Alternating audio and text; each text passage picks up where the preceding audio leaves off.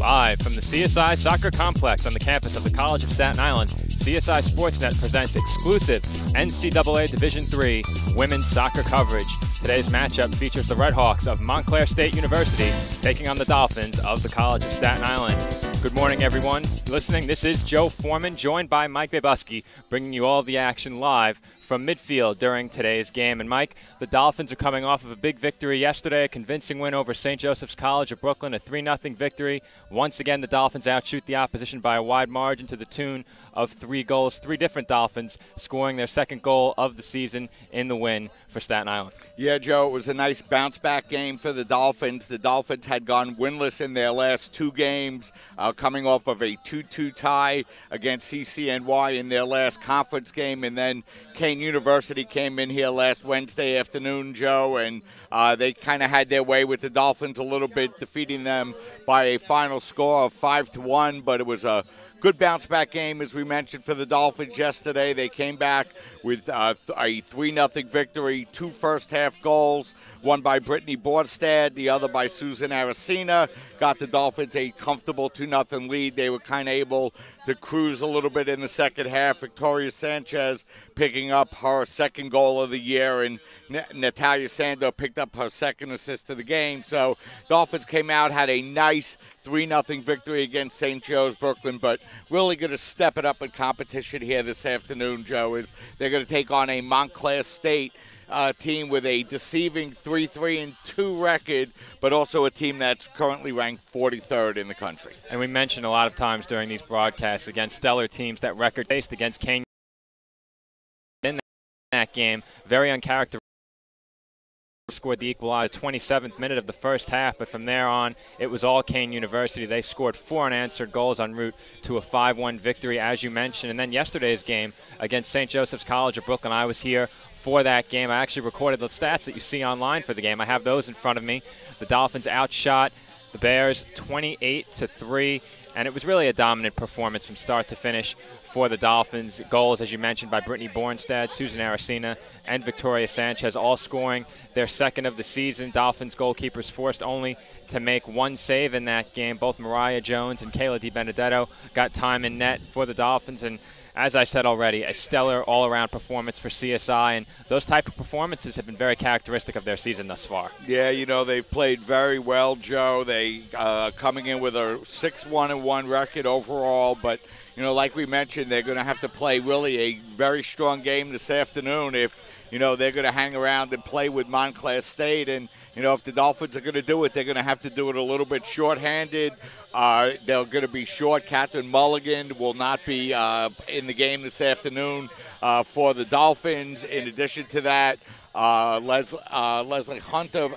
Hunter, will not be in the game today. She picked up a red card during the game yesterday, so she will be out of the lineup. And a late scratch for the Dolphins in the starting lineup as Victoria Sanchez was pulled from the starting lineup as well. So her status for this afternoon is questionable as well. So the Dolphins are going to go into this afternoon's game, Joe, a little bit shorthanded. And we've mentioned several times already during women's soccer broadcasts that the Dolphins have been looking for contributions from new faces this season. I mentioned they lost their 2 leading goal scorers from last year, 3 players that scored goals in the CUNYAC tournament against Lehman College. None of those 3 players with the team. So big goal scorers lost by the Dolphins, and this year it's Elizabeth Aparicio leading the team with 3 goals thus far in the 2017 season. You mentioned the late scratch of Victoria Sanchez. She's among the Dolphins' second leading goal scorers with 2.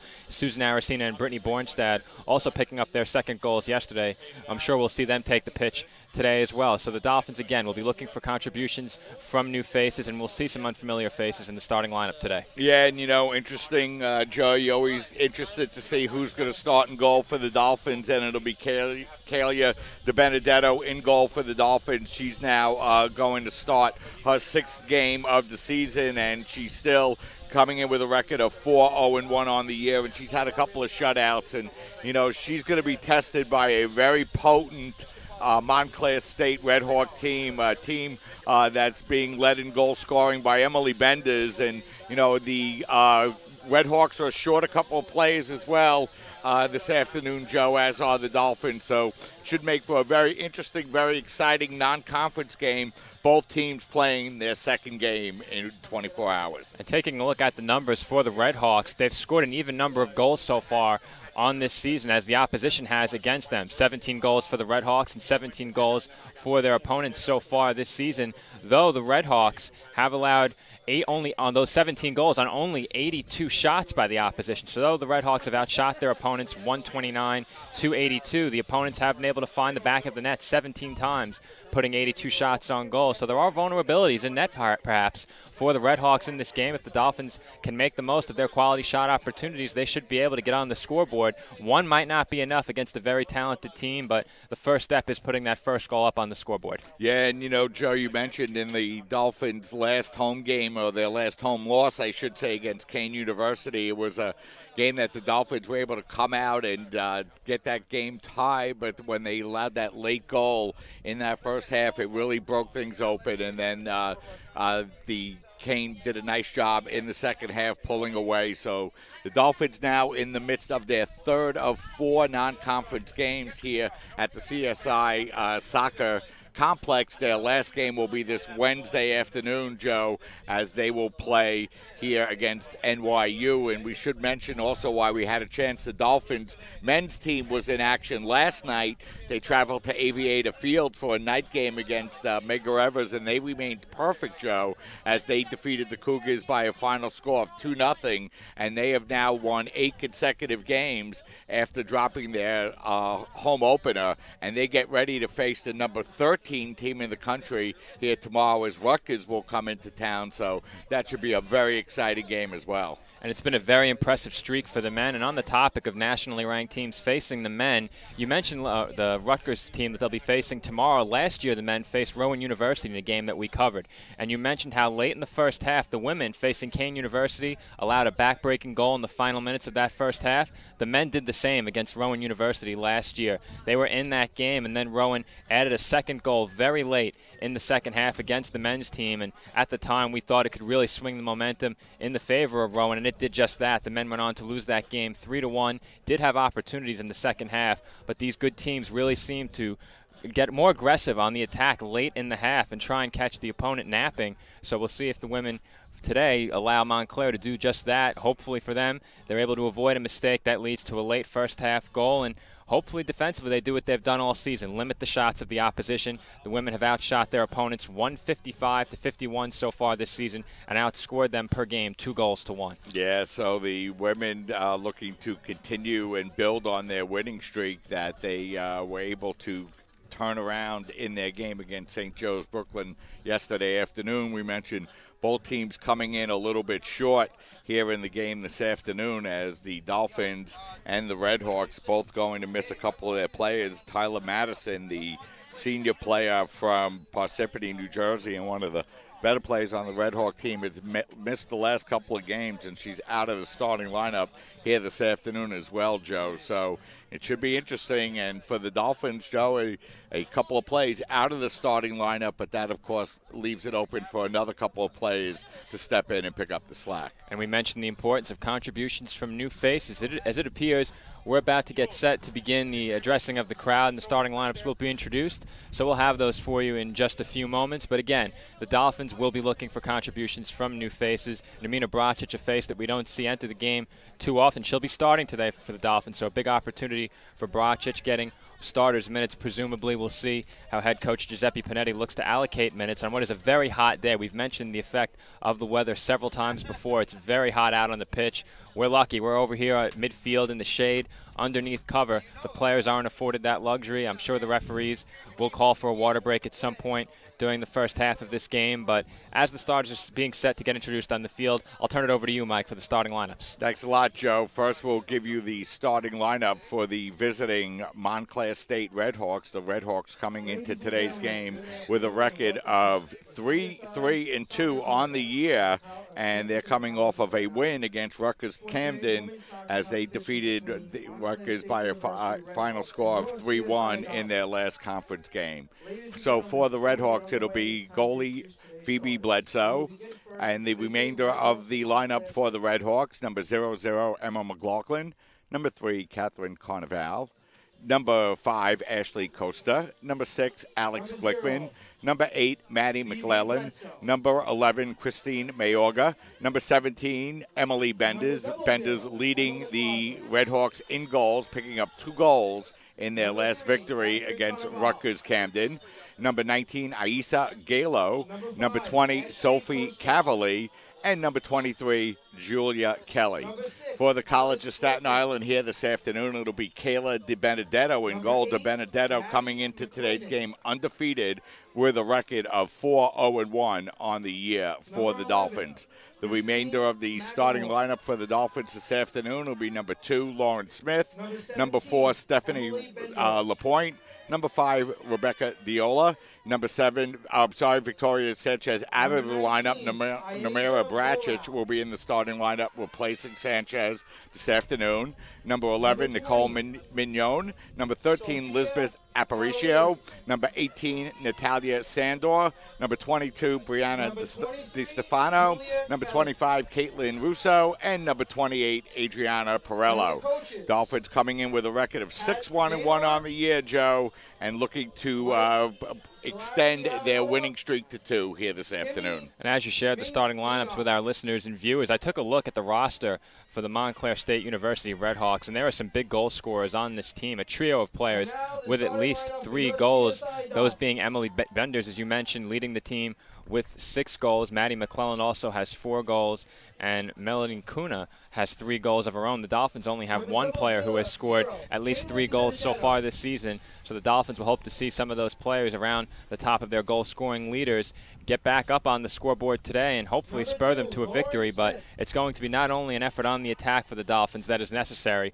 but a strong effort defensively. You mentioned Catherine Mulligan won't be here for CSI today. We'll see how that affects them. Yeah, and, that'll have a big effect on the CSI Dolphins. Mulligan, one of the leaders in the back four for the CSI Dolphins, and her absence today certainly is going to hurt. Ashley Hunter, who picked up that red card in the game against St. Joe's Brooklyn in the game yesterday, will be out of the lineup as well. And Victoria Sanchez, who was originally in the starting lineup and then scratched, will be questionable, Joe, for the game this afternoon. And with the Dolphins being shorthanded today, that red card issued to Ashley Hunter yesterday could play a role in the outcome of this game. Hunter is a player who has seen a lot of minutes as a substitute for the Dolphins, and she committed that foul that she was issued the red card for. I believe it was about midway through the second half. She didn't agree with the call, felt that she was fouled initially before committing what everyone here agreed was a hard foul. The official didn't hesitate to issue the yellow card. So we'll see if the absence of Hunter has an effect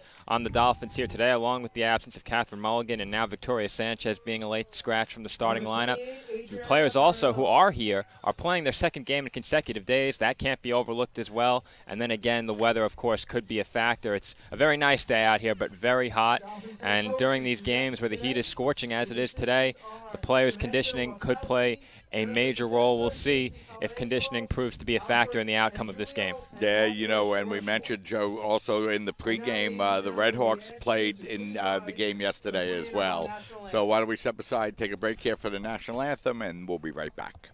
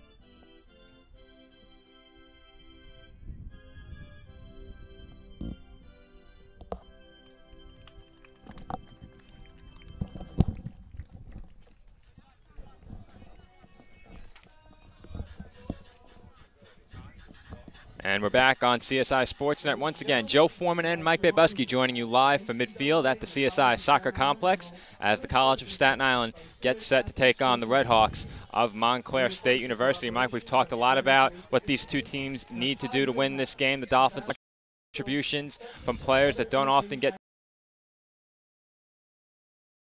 We'll play this one for the Redhawks. We mentioned 3 big goal scorers. Their leaders in goals scored so far this season, though there may be down that Montclair number of opportunities. A couple of big injuries for the Redhawks, as we mentioned. Tyler Madison has missed the last couple of games, as has Melanie Kuna. Neither player in the starting lineup today, Joe, for the Redhawks, and I haven't seen either player on the bench, so I'm not sure those 2 players will be available here this afternoon for the Redhawks. But, you know, again, a little bit of vulnerability in the back for the Dolphins. Captain Mulligan not here today for the College of Staten Island, and I think the number one thing for the Dolphins is to avoid letting Montclair State University be able to dominate the game and keep the ball down on the Dolphins' defensive side of the field. And I mentioned the shot disparity between the Dolphins and their opponents during the pregame, 155 to 51. Of those 51 shots, I believe half of them came in the game against Kane University. So the Dolphins have done a great job shutting down the opponent's opportunities. They haven't allowed many quality chances so far this season, which is a testament to the 8 goals are a testament to that. The Dolphins having only allowed 8 goals so far this season for an average of only 1 goal allowed per game. If they could allow only a goal here today, you have to think that they have a chance to come away with at least a tie. That's going to be something very difficult to do against a team with talented goal scorers. We'll see what kind of effort the Dolphins bring forth defensively here. Yeah, you know, you mentioned, Joe, Dolphins have played well this year and have been able to dominate in the number of shots in the game, but a little bit of a step up today for the Dolphins as they get ready to face the Montclair State Redhawks, and we'll see how they do this afternoon against a little bit stronger Division III team, Joe. And we're just about to get started here from the CSI Soccer Complex. Dolphins and Redhawks on CSI Sportsnet. Joe Foreman and Mike Babuski joining you from midfield as the officials take the pitch and get set to blow the opening whistle. It's Emily Beander standing at midfield for the Redhawks, getting ready to take the opening kick. The Dolphins still gathered around just beyond the midfield circle, so we'll have to wait a few moments before we get started here this afternoon. And the game time temperature here, Joe, 88 degrees here at the CSI Soccer Complex. And you know it's hotter out on the AstroTurf, so very hot day this afternoon, Joe. Is a little bit of a breeze blowing, but sun baking down on the players here in this late September afternoon. I can certainly attest to the heat out there, as I was out on the pitch earlier as we prepared the setup for today's game and today's broadcast. And the official checking with the benches to make sure everyone is ready, and the opening whistle is blown. We're getting started here from the CSI Soccer Complex as the Redhawks play one down into the far corner, and that one gets away from them and over the touchline. So there will be a goal kick upcoming for the Dolphins. Yeah. It looks like it might be a corner kick, actually. It is going to be a corner kick, Joe, so there's not the start you're looking for if you're the Dolphins here this afternoon, really giving away a corner kick very quickly on a play that was all the way out down on the far side. So a tough start for the Dolphins as they concede the corner less than 40 seconds into this first half. It will be Beanders taking the corner kick for Montclair State. She fires one in toward the penalty area, far post, and that looked like a shot attempt that glanced off the foot of a Redhawks player. And it was Brocic back on the goal line for the Dolphins, Joe, able to knock that one away. But once again, the Redhawks dangerous, and through the first minute of play, they put the pressure on the Dolphins. So a good start for the Redhawks is a good corner kick toward that far post. Nearly yielded a quality shot opportunity as soon as we get the action started. The Redhawks moving forward on the attack once again. They're playing the ball along the far sideline. In the corner with it and losing it is the Redhawks. Dolphins take possession. That's Russo, tries to push the ball forward, intercepted by Carnival. She plays it across the field.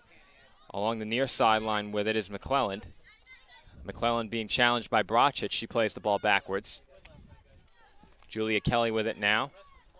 Plays it into the center of that back line. Coaster moves it up ahead. Calverley has it now. And her pass along the far sideline goes out of play, and the Dolphins will have a throw-in. Yeah, and Joe, through the first 2 minutes here this afternoon, play exclusively down on the Dolphin side of the field. The Dolphins already allowing a corner kick and a play where the Dolphins had to count on Brocic knocking the ball off the line. They need to stabilize themselves a little bit more, Joe, and get themselves a little bit more ball possession here early in the first half. And it looks like the Red Hawks will have a throw-in now along the far sideline. Throwing it in is Calverley. She finds her teammate near midfield. That's Beenders with the ball. She attempts a pass along the bottom of the screen near sideline. The Dolphins intercepted it, but Brocic looking for LaPointe sees her pass travel out of play and a throw-in for Montclair. It's Julia Kelly throwing in. Retrieving the ball in one bounce was Glickman. She loses it and then gains it back. Carnival passes toward the far sideline. Calverley has it. Back over to Carnival. Kelly moves the ball up to McClellan. McClellan again being challenged by Brocic. And Brocic fighting hard for possession there. She goes down along the near sideline. Possession to the Red Hawks. And nice play by Brocic coming away with the ball, and the throw-in will go to the Dolphins. Brocic very active defensively early here in this first half as Mignon is dispossessed. Carnival has it.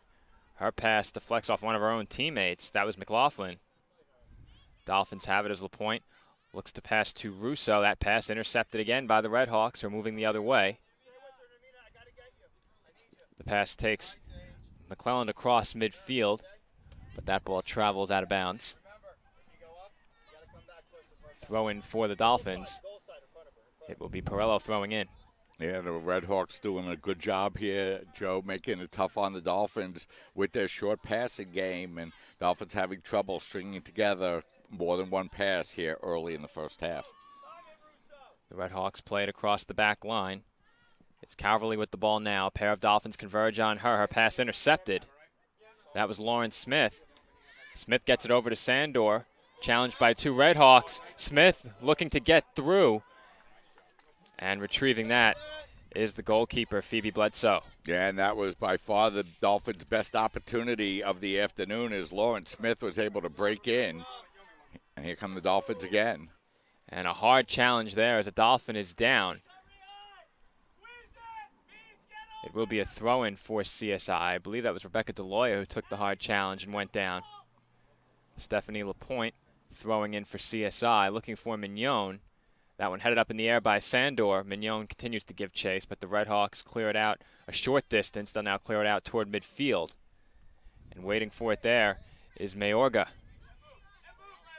Mayorga plays it back to McClellan. McClellan facing a challenge from Perello, plays the ball back. Carnival with it. Over to Calverley. She passes up along the far sideline, and that's DeLoya coming in, attempting to intercept that pass. It winds up back with Calverley, who chips it up in the air. Golo passed over to Beenders. Beenders being challenged now. That was Brianna DiStefano on the challenge as the ball is moving back the other way. Stephanie LaPointe gives chase. It's knocked out of play by Ashley Coaster, and a throw-in is awarded to the Red Hawks. So I believe a foul may have been called, or they just ruled it out off LaPointe. Either way, the Red Hawks with possession. LaPointe challenging the Red Hawks ball handler. They play it back. Kelly passes over to McClellan. McClellan passes it up ahead. She was looking for Mayorga, but it's knocked out by Perello. Throw in for Montclair. Yeah, nice play that time by Perello, slowing down the Montclair State counterattack, so it'll be a throw-in now for McClellan. McClellan throws in to Carnival, who chips it up in the air. Giving chase is McLaughlin. Again, the ball knocked up in the air, this time by Glickman. Golo and DeLoya fighting for possession. DeLoya goes down twice, back to her feet. The ball winds up with Calverley. Calverley challenged by Russo, who dispossesses Calverley. LaPointe back over to Russo, and now back over to LaPointe, who's giving chase along the far sideline. She toes the line. The ball remains in play. LaPointe looking to move forward on the attack and attempting to pass on the slide. Her pass is blocked. A foul is called. And Joe, with the wind at the Dolphins' back here, an opportunity to put the ball right in towards goal or get a nice play set up here. We played just 7 minutes in the first half, and it looks like Adriana Perello is going to come over, Joe, to take the free kick. So a good early opportunity for the Dolphins on the free kick coming here. We'll see how they look to play this one. I would presume that the Dolphins will look to put this ball into the box.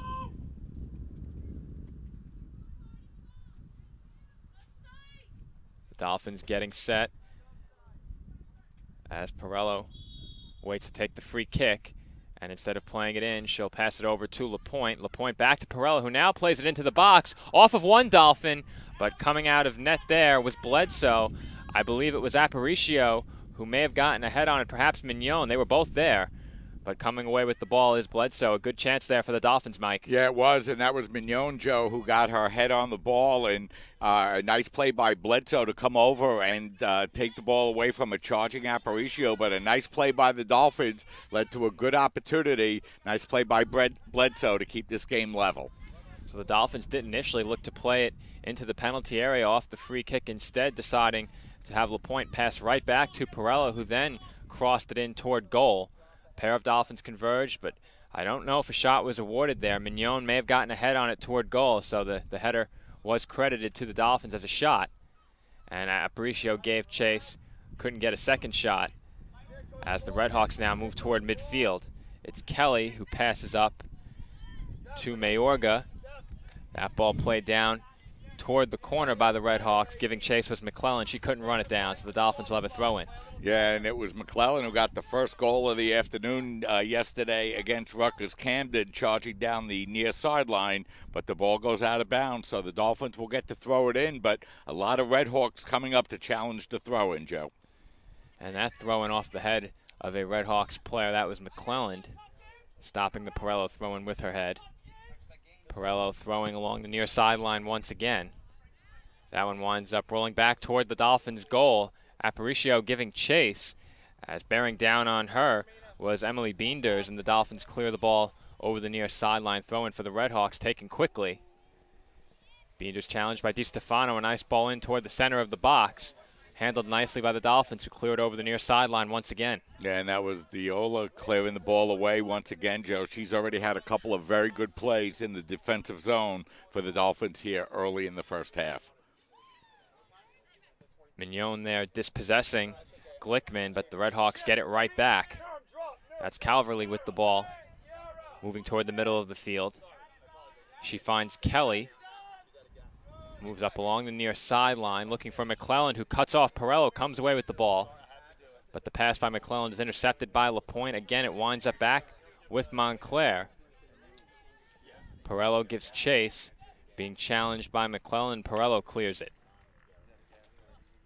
The Dolphins have been forced to clear over this near sideline several times as a result of high pressure from the Redhawks' attack. It's McClellan crossing into the box. She finds Beenders. She's moving back out of the penalty area. That one fired in and over the goal by Catherine Carnival.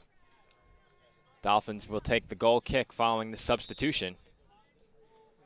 And for the Dolphins, Joe, it's going to be Kiara Menza-Mendez coming into the game, and she will replace Namaria Bracic. Bracic came in and played very well, Joe, coming in as a late starter for Victoria Sanchez. Bracic involved in the Dolphins' defensive play quite a bit early in this first half.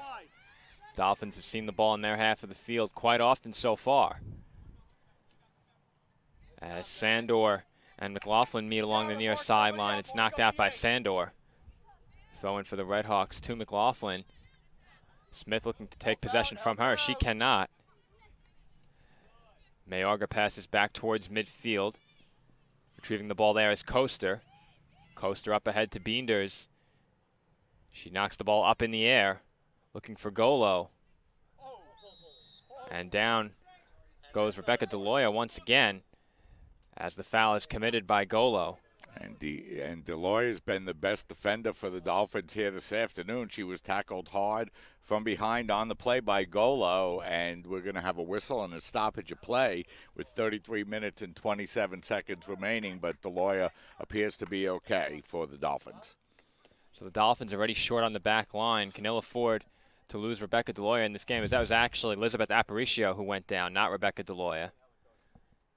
Deloya along the far sideline, near the top of your screen. It's Aparicio who went down. So a pair of Dolphins players on that back line have already hit the turf hard in this one as the result of strong challenges. Giving chase to that ball is Mayorga, but it goes out of play. Throwing in for the Dolphins is DiStefano. She finds Meza Mendez, who looks to play it back toward the middle of the field. It's Beenders who intercepts her pass. Beenders with the ball once again. Tries to play the ball toward the corner, looking for Asia Golo. Golo and Russo meeting at the ball, and Golo could not keep that one in play. So a goal kick upcoming for CSI. And, you know, Joe, the Dolphins have been having a problem with throw-ins deep in their defensive zone and free kicks as well. The Redhawks have really been swarming to the point where the ball is going, and Dolphins haven't been able to find a way to break through that here, as that free kick is intercepted once again by the Redhawks. And the ball knocked out by the Redhawks as Russo looked to move it upfield. Throw in along the far sideline for the Dolphins.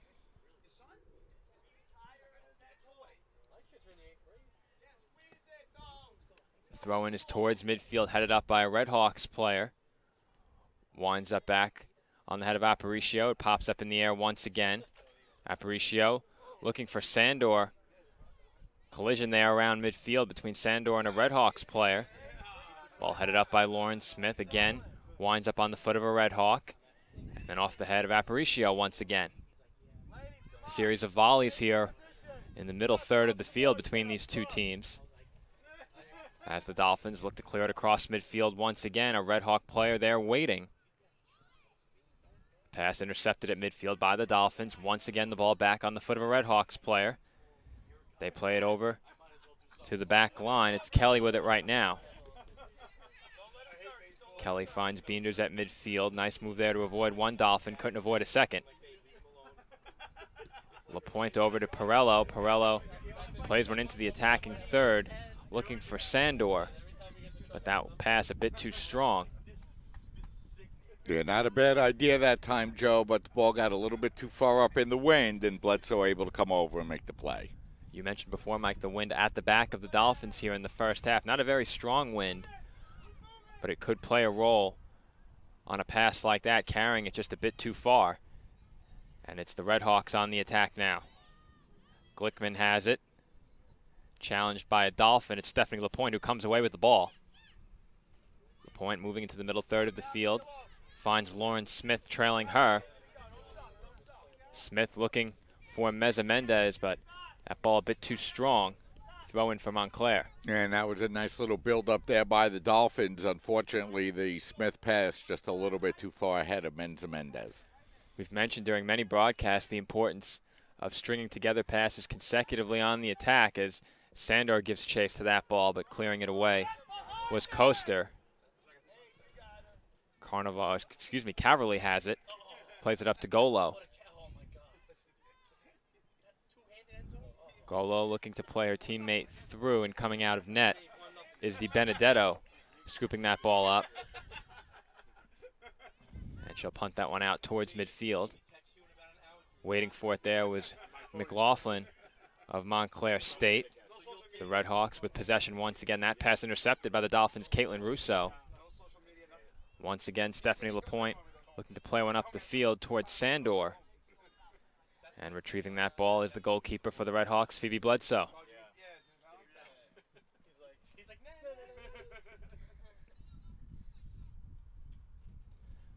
Bledsoe punts that one out towards midfield.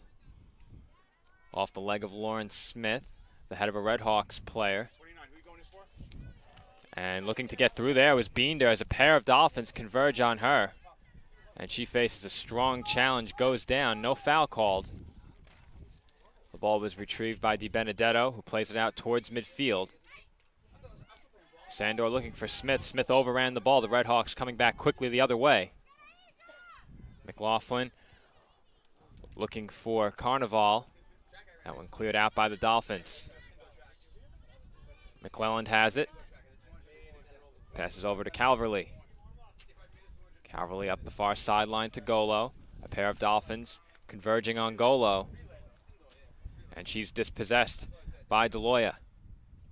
DeLoya to Russo to Mignon. Up to Sandor. Sandor looking to give it back to Russo. And it is a throw-in for the Dolphins as we have a substitution. No substitution as the horn did sound, but Dolphins possession here, so the Red Hawks will have to wait to make a substitution as the Dolphins throw it in. It's chipped up in the air. Sandor retrieves it, but she's dispossessed by Coaster. DeLoya and Golo battling along the far sideline. DeLoya plays it back to Aparicio. Her pass intercepted, knocked up in the air, wound up back with Aparicio, but the Dolphins turn it over once again as Golo finds Mayorga. It's McLaughlin with the ball now around midfield. She passes over to Glickman, back to McLaughlin. That one nearly intercepted by Mignon. It's Calverley with it along the far sideline. She finds Mayorga once again. Mayorga turns, and she is fouled.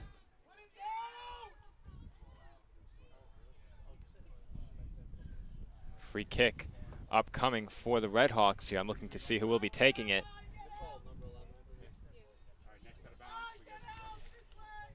Looks like McLaughlin lining up over the ball for the Red Hawks here. And her free kick is taken toward the far sideline. Charging in is Calvary, who crosses the ball in front there. Perello gets in the way of that shot, as it would have been Christine Mayorga with a great opportunity on goal. Nicely done there by the Dolphins to prevent that quality shot from being taken. But it will result in a corner and some substitutions entering as well for both sides. Yeah, and that was a great play that time for Adriana Perello, Joe, to play that ball as Nicole Mignon is going to come out of the game for the Dolphins. And Dolphins have done a pretty good job here this afternoon, but here comes a big corner kick opportunity, Joe. That ball is rolled in toward the penalty area. Winds up back with Beenders. And her attempted cross knocked out by Stephanie Lapointe. Another corner kick upcoming. Yeah, and again, you don't want to give those corner kicks away that easy, Joe. Try to swing it out toward the sideline, but if you have it down on the play, you got to knock the ball out. So another opportunity here for the Red Hawks on their third corner. And once again, that ball is rolled into the penalty area and back to Beenders. Will she look to cross it again? She will, but that one too long. Chasing it down, though, was a player who actually just entered the game for the Red Hawks. That was number 9, Melanie Kuna. So Kuna enters for Montclair State. A second player entered as well. I believe that was number 29, Callie Bohus. So a pair of Red Hawks entered at that last turn, along with Brittany Bornstad for the Dolphins. So 3 substitutions prior to the free kick by McLaughlin. There's another free kick upcoming for the Red Hawks here. That one toward the top of the penalty area, headed away by DiStefano. And I think offsides was called, so the Dolphins will regain possession.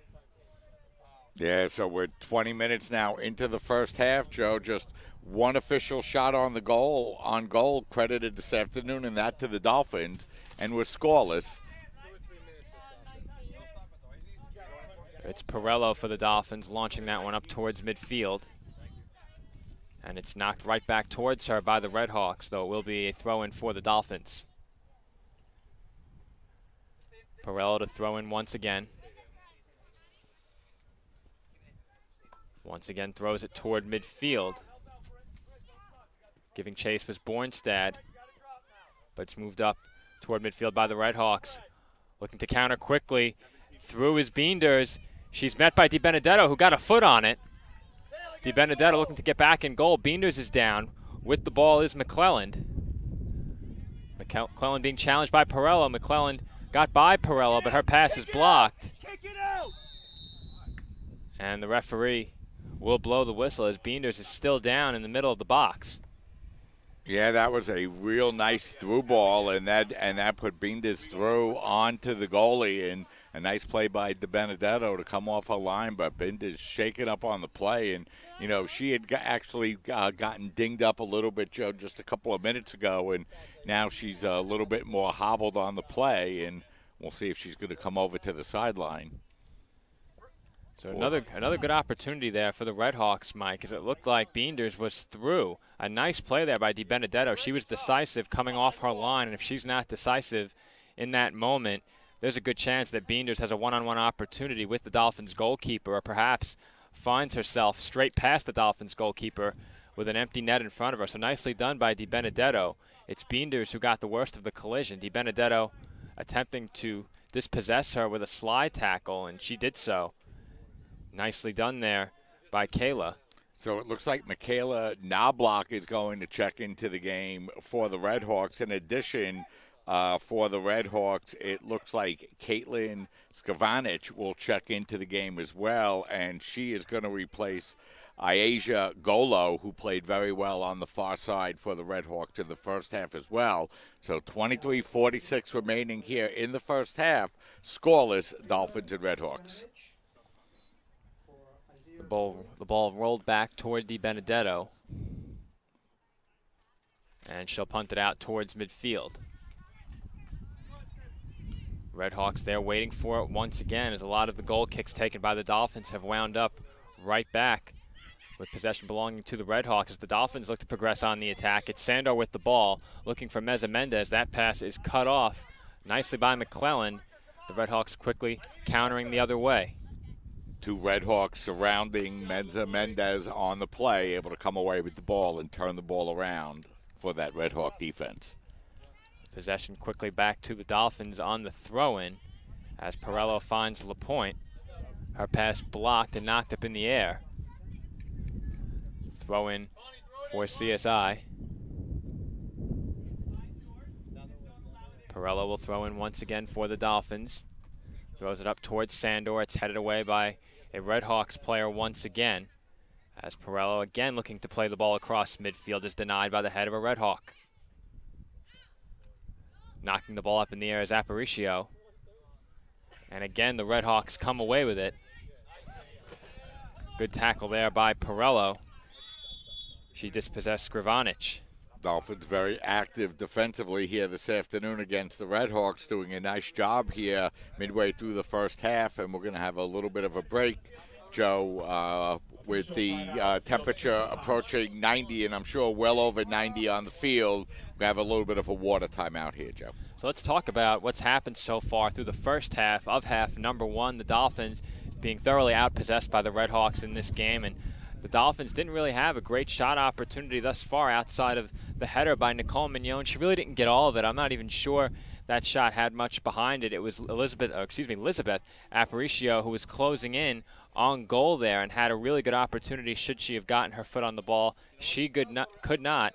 Outside of that opportunity, it has been all Montclair State possession-wise, though the Redhawks yet to have a shot on goal. Yeah, you know, Joe, the Redhawks have dominated in the possession side a little bit, but Dolphins have done a nice job keeping the goal area relatively clean, but you know, it has been there have been some very good defensive plays this far by the Dolphins. Adrian Perello made a nice defensive play. Rebecca Deloy has been playing well defensively all afternoon for the Dolphins, as has Lisbeth Aparicio, and Kayla DiBenedetto has played well for the Dolphins this afternoon. And, you know, Joe, they're going to need that this afternoon. They're going to need to play well. They're going to need to make good plays defensively and try to find an opportunity or two and find a way to cash in on one of them. And, you know, that's going to be their formula against the Redhawk team here this afternoon. And speaking of the Dolphins need to make plays, I like the play that the Dolphins ran on that free kick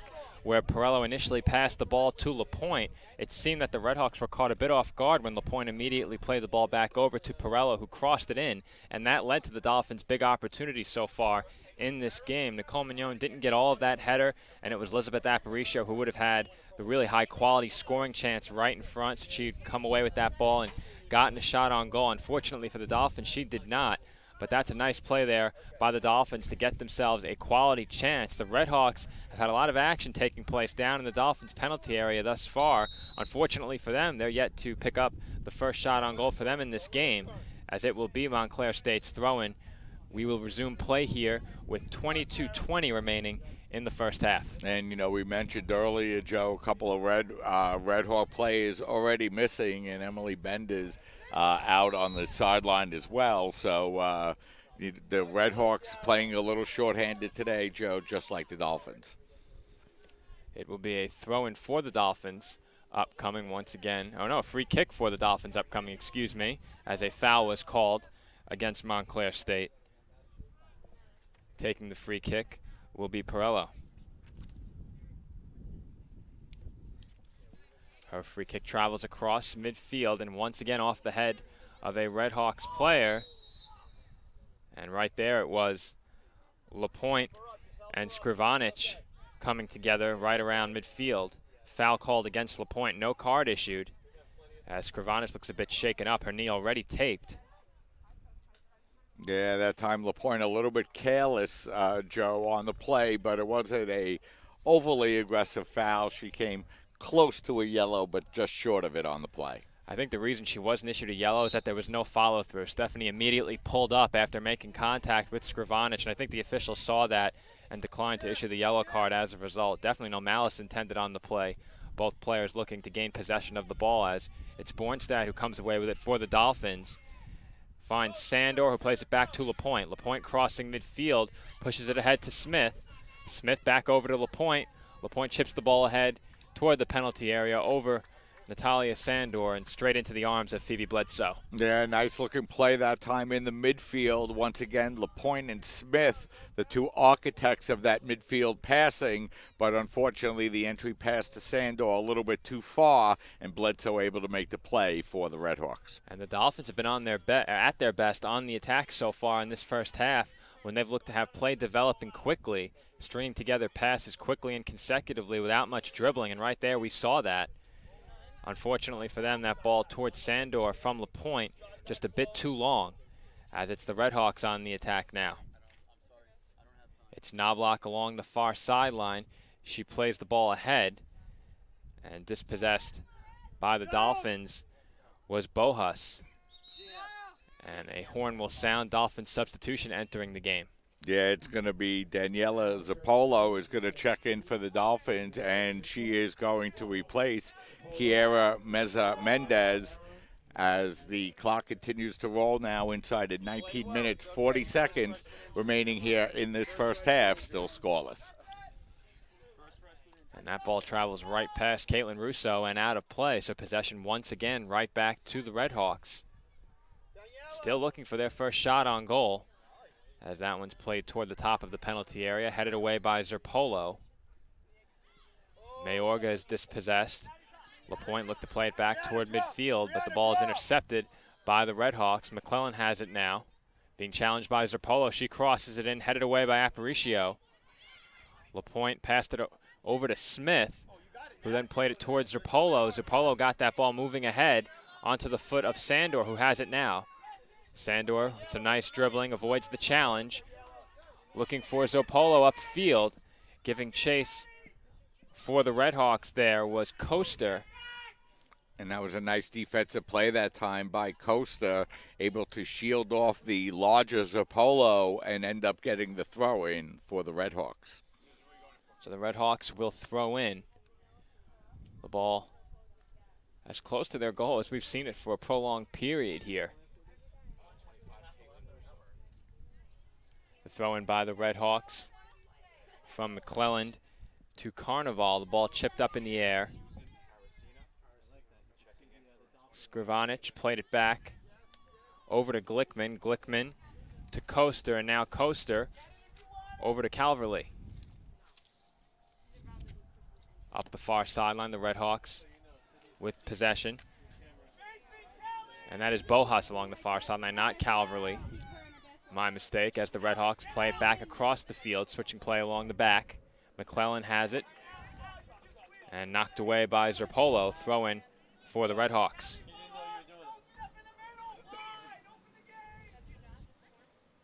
McClellan throws in. LaPointe and McClellan meeting along the near sideline. As the horn sounds, Susan Aracena will check in along with Kiki Nugent. So a couple of substitutions here for the Dolphins. Joe Aracena picked up her second goal of the year in yesterday's game against St. Joe's Brooklyn, so she'll check into the game.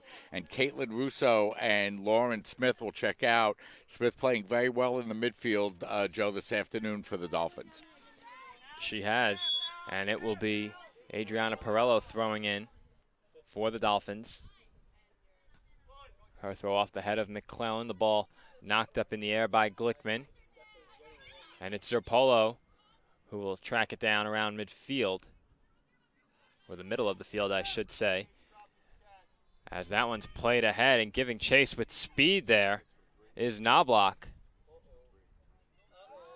Knobloch being challenged in the penalty area. Knobloch with a little bit of a push, gets away with it, no foul called. The Dolphins quickly turning, looking to attack the other way, but that one's played back toward the penalty area by the Redhawks. And the Dolphins clear it out towards midfield. Yeah, and that time DeLoya had enough, Joe. The ball bouncing around the Dolphin penalty area. She cleared it out to the far sideline. And the Redhawks now look to build up the attack, crossing the ball to the near side. And Michaela Knobloch gave chase to that ball with great speed, as it's now McClellan moving in toward the penalty area. Gets past Perello and crosses it in off the head of Aparicio. And right there was Mayorga, who goes down hard as Di Benedetto punched the ball away. No foul called as Mayorga is back to her feet. And it's punted out toward midfield as the clock has been stopped. Yeah, I think Natalia Sandor is bleeding, Joe, so she's going to have to come over to the near sideline. And a nice play that time by Di Benedetto. She kind of got hung up on the line a little bit, Joe, and was indecisive as to whether or not to come out and play that ball. But she was able to come out just in time and able to punch the ball away. And the Dolphins able to escape that Red Hawk opportunity at goal.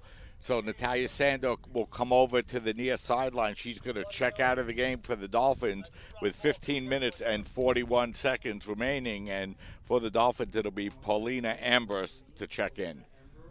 So Ambrose will replace Daniela Zerpolo, who left with a bloody nose, it looks like. She got the worst of that collision between Di Benedetto and Mayorga. She was right in the middle of it as Di Benedetto went up and over Zerpolo, and I think she actually caught Mayorga with the gloved fist in the back of the head, attempting to punch the ball away. She did a good job to clear the ball out of danger.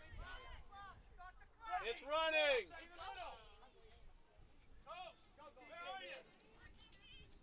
It's the Redhawks with possession as that one's played back towards Bledsoe. Bledsoe kicks it up toward the far sideline. That's Bohus with it. Knobloch's pass intercepted by Bornstad, who quickly loses it along the far sideline. Throw in for the Dolphins. Looking to take that throw in quickly was Bornstad, trying to find Aracena. The ball knocked right back over the far sideline. Throw in for the Dolphins again. Intercepted by the Redhawks. The Redhawks playing the ball along the far sideline. That pass up to Mayorga, who looked to turn quickly, but it was knocked away by the Dolphins.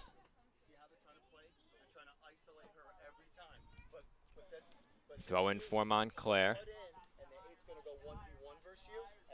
Over to Carnival. Carnival plays it across the field. It's Julia Kelly who finds McClellan. McClellan plays the ball toward the middle of the field. It's knocked away by Bornstad, but it finds the foot of Carnival once again. Mayorga dispossessed by DeLoya. Aracena up to Kiki Nugent. Nugent being challenged by Kelly, and she loses possession. Maddie McClellan up to Skrivanic. Caitlin Skrivanic giving chase. Brianna DiStefano trailing her. Skrivanic gets there, keeps the ball in play. It's still in. And Aparicio looking to clear it, didn't get all of it, and McClellan fires toward goal. It's saved by Di Benedetto. Yeah, that time Dolphins a little bit fortunate. Aparicio's clearing pass stopped at the top of the box, but the shot on goal played by DiBenedetto for the Dolphins. So that failed clearance attempt almost costing the Dolphins, as the Dolphins looking to attack. It's Aracena along the far sideline, being challenged by Bohus, and Aracena looking to pass, sees her pass intercepted. As the Dolphins regain possession, it's Kiki Nugent moving in toward the penalty area. She's dispossessed by Julia Kelly. McClellan plays it up to Skrivanic.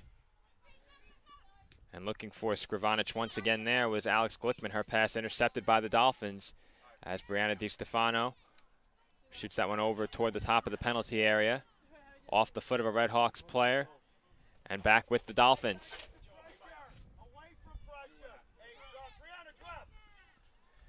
And a collision there at midfield as Sandor was tripped up by Glickman. Clean play there on both sides. Sandor a bit shaken up, but it's the Red Hawks moving up along the far sideline. Aparicio retrieves the ball off of the foot of Michaela Knobloch, but clears it over the far sideline. So another throw-in for the Red Hawks.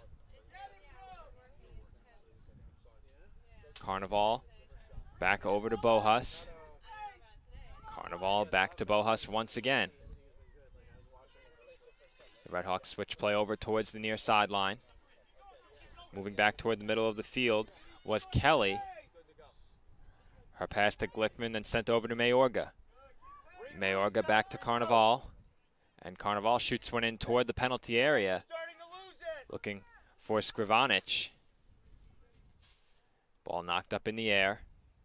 Off the head of a Red Hawks player. And LaPointe converges on the ball with Glickman. LaPointe clears it up towards Kiki Nugent. Kiki looking to run this ball down. Both her and Julia Kelly giving chase.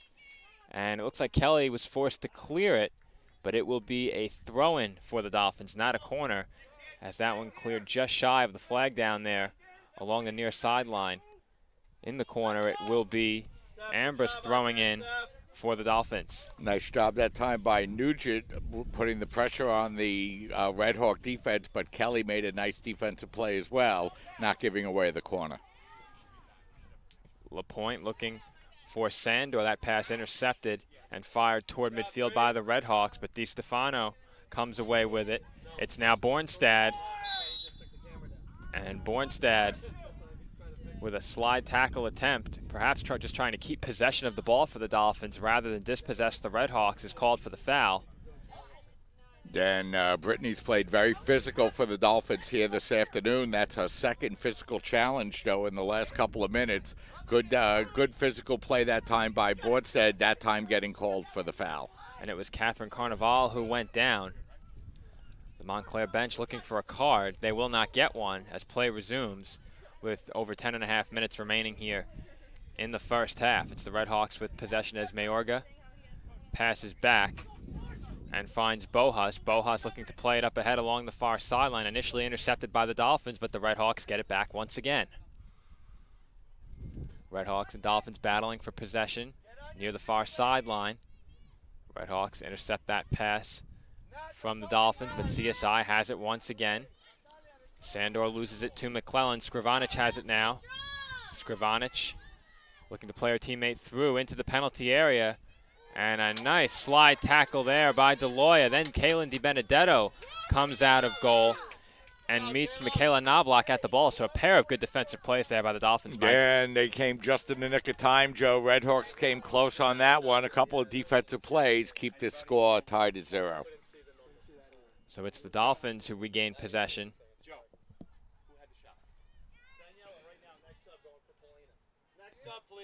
They didn't shoot. I don't think they shot. Someone go to the ball. Come on, Paulina. McClellan has it. Crosses it into the middle of the penalty area, but a pair of Dolphins there waiting as Mayorga is denied. She was waiting for that cross. It's Bohus who passes up to Knobloch, but Knobloch is dispossessed. And Brittany Bornstad sees her pass intercepted. The Red Hawks moving back toward the penalty area once again on the attack. Mayorga challenged by DeLoya, cleared away by the Dolphins toward the far sideline. And the whistle is blown by the official as a Dolphin is down. Looks like Stephanie LaPointe is the injured Dolphin. We've seen quite a few players go down so far here in the first half. And LaPointe's played very well for CSI in the middle in this first half, and it looks like she's going to come over to the near sideline, Joe. And the last couple of minutes, the Redhawks have started to turn up the pressure a little bit and turn that pressure into some good opportunities. Dolphins need to kind of calm things down a little bit and try to get the ball down on the Redhawk side of the field a little bit more. So LaPointe looked to be walking off gingerly, but is walking off under her own power. She'll head straight over to the trainer's table as Daniela Zappolo checks back in. Diana Estrada will check into the game for the first time for the Dolphins, as well as Paulina Ambrose will come off. So a couple of substitutions here for the Dolphins with 8 minutes and 49 seconds remaining here in this scoreless first half. The Redhawks starting to put a little bit more pressure, Joe, on the Dolphin back line.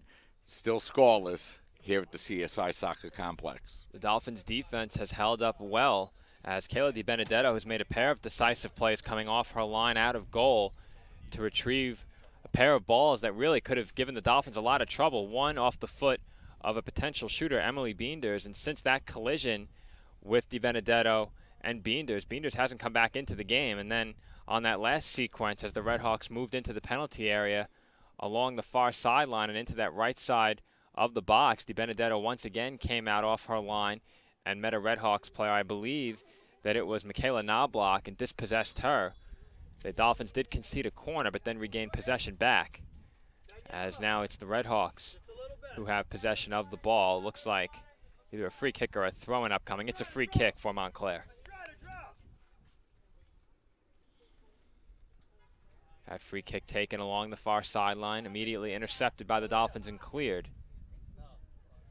Throw-in for Montclair. Catherine Carnival has it.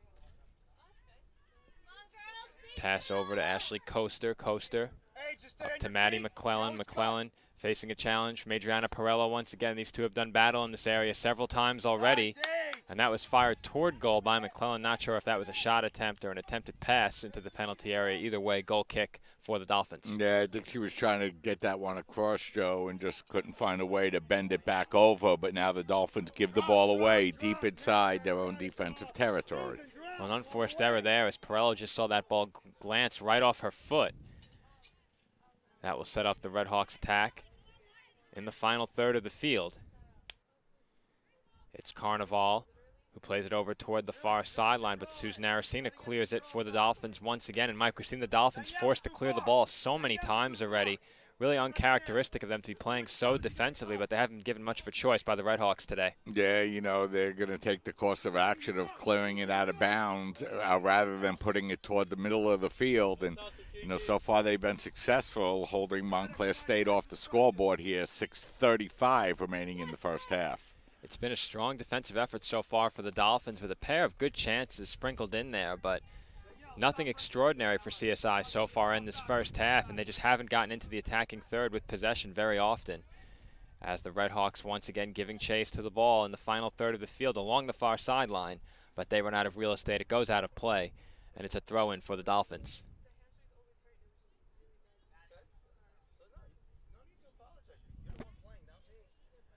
Rebecca DeLoya throwing in for CSI. Looking for Aracena. And the ball again redirected back toward the Dolphins' goal by the Redhawks. Free kicks, throw-ins, whatever it has been, the Redhawks seem to have a knack for coming away with the ball and playing it back toward the Dolphins' goal. Yeah, and that time DiStefano gave the ball away, Joe, deep inside the Dolphins' defensive end, just toward the end of the penalty box, and the Dolphins had to clear it out of bounds, and it'll be the fourth corner kick of the afternoon for Montclair State. There was also a substitution for the Redhawks as well. Number 24, Cassidy Mazzone checking in. Didn't catch who she replaces. I believe it was Christine Mayorga who checked out. Thank you, Mike, for confirming that, as the Redhawks once again playing along the far sideline, crossed in toward goal and sliding and finding the back of the net there. I believe it was number 5 for the Redhawks, Ashley Coaster, who slid in front of goal and got it on her foot. No, it wasn't Coaster. I'm sorry. It looks like it was Skrivanic who got a foot on it. We'll confirm it in just a moment, but either way, the Red Hawks put the first goal of this game up on the scoreboard and lead the Dolphins 1-0. Yeah, and, the Red Hawks just started to turn the pressure up a little bit, Joe, and, the opportunities within the box were getting clearer and clearer, and that time they were able to put it in towards goal. There were a couple of different Red Hawks there, but I believe that it was Skrivanich that put it in the net for the goal for the Red Hawks. A big goal for Montclair State late in the first half, and they're going to take a 1-0 lead. Well, there was a cluster of Red Hawks gathered around the front of the net there. Any three of them, or any one of them, could have put in, any one of the three players could have put that ball in. Good opportunities for all there. But I think it was Skrivanich, you said, Mike, who came away with the goal. We'll have that confirmed for you at halftime, if not sooner. But it's the Red Hawks on the attack once again as they will throw it in from along the near sideline. It's Carnival with the ball. She crosses it toward the far sideline. Coming in is Knobloch, and she fires one high. And that time Knobloch had a lot of room, Joe. The Dolphins got a little lax defensively. Knobloch had a bunch of space, and they're fortunate that that one was driven over the crossbar. Well, I just checked at the official score, and the goal was credited to number 3, Catherine Carnival. So, again, a trio of Red Hawks players gathered around the net. So it could have been any one of 3 Red Hawks who came away with the first goal of the game. We'll get that confirmed for you, though, at halftime, as we're going to have word with the bench. And that one's played across the front of the goal and underneath Di Benedetto for the second Red Hawks goal of the game. That one clear, as I think it was number 26, Michaela Knobloch, who redirected that one in. That ball passed across the goal mouth, and meeting it near the far post was Knobloch, who made no mistake and put it in underneath Kayla Di Benedetto. So quickly, after scoring the first goal of this game, the Red Hawks add another to the scoreboard, now lead the Dolphins 2-0. Yeah, and Joe, over the last couple of minutes, there have been just too many Red Hawks running with too much space inside the Dolphin penalty area, and that time Knobloch really able to break in on the far side unmarked and able to put it in the open net to give the Red Hawks a 2-0 lead. A disappointing last 5 minutes, Joe, for the CSI Dolphins after playing so well through the first 30 minutes or so of the first half. And we mentioned how so many of these high-quality teams are able to add goals right before half. And the Red Hawks not only score the first goal of this game within the last 7 minutes of the first half, but they add a second with under 5 minutes to go here in this first half. That last goal, Skrivanich over to Knobloch. And I believe it was the 42nd minute of this first half. So the Dolphins now trail 2-0, and they had kept the Red Hawks off the scoreboard early in this first half and through most of this first half, but the floodgates seem to have opened here in the last 10 minutes or so, and now Montclair has a 2-goal advantage. Joe, taking Lauren Smith and LaPointe out of the midfield for the Dolphins really have turned things around late in the first half, and Dolphins really just not getting any more midfield play at all. And you combine that with a couple of changes in the back line for the Dolphins and the absence of Catherine Mulligan here, and really the last 10 minutes of defense for the Dolphins here in the first half have been a struggle. And, a lot of that stems from the fact that they haven't been getting enough good play in midfield here during those 10 minutes as well. Well, the Dolphins will look to go into halftime, of course, down no more than 2 goals. Hopefully they can regroup and come out and find an early goal to start the second half. They need at least 2 to come away with a tie, and this one will need 3 to win, perhaps more if the Red Hawks continue with this strong attacking play as we've seen so far in this first half. We mentioned already they've dominated possession, and now dominating in the shots on goal column as well, lead the Dolphins in that category 5-1. And we do have the scoring changes on the goals. We mentioned the first goal was Caitlin Skrivanich. You had it right all along, Mike. You had the eye for it that seemingly no one else around here had. So it is Skrivanich on the first goal. The second goal, as we mentioned, was correct. I believe it was Skrivanich to Knobloch, but we'll confirm that at the half. Though that one, there was much less traffic around the goal and made it a much clearer sightline for us here at midfield. So the Dolphins now looking to gain possession in the final third of the field. Giving chase there was Rebecca DeLoya, but she can't get to it. And a goal kick upcoming for Montclair. And And Phoebe Bledsoe forced to chase the ball down in the corner as no one retrieved it after it rolled over the touchline. 1 minute remaining here in half number one. Dolphins trail by a pair of goals. Montclair State dominating possession in this first half, now out ahead on the scoreboard by 2. And the Dolphins will be forced to adjust at halftime and find some sort of attacking play that's able to be maintained. As here, Susan Aracena charging in toward the penalty area, plays it ahead but touched it too strongly as she slides in and upends Phoebe Bledsoe. But a lot of real estate there for Aracena, charging in toward the penalty area, but she touched the ball a bit too strongly, and it wound up with Phoebe Bledsoe as a result. Yeah, that was a little bit of a disappointing result that time for Aracena. It looked like she was going to break in with a little bit of room, but just let the ball get too far ahead of her, got rolled up into that AstroTurf, and Dolphins don't end up with a scoring opportunity. And should the Dolphins have come away with a score there, what a turn in momentum it could have been, as a 1-goal deficit, much less daunting than a 2-goal deficit, but it will indeed be a 2-goal deficit the Dolphins face as we reach halftime. Montclair State leads CSI by a score of 2-0 on goals by Caitlin Skrivanich and Michaela Knobloch in the first half. Skrivanich involved in both goals as she scored the first and assisted the second.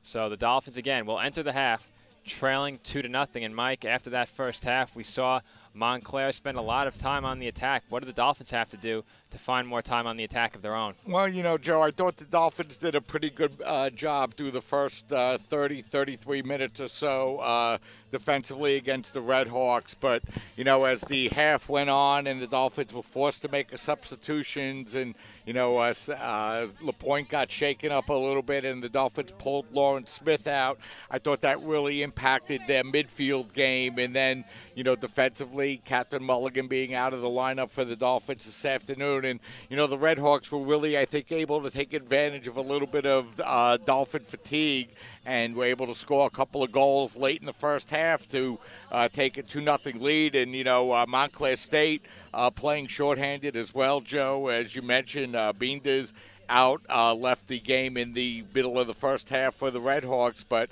the Red Hawks doing a nice job. Skrivanovich picking up that goal and Knobloch picking up the second goal. And, you know, the Red Hawks have to feel pretty good going into halftime with a 2-0 lead.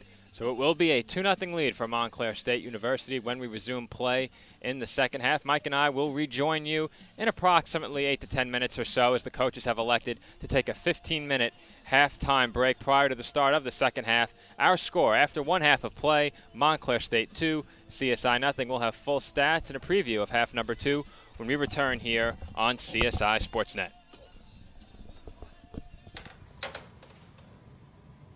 Wow. These are really good. You act surprised.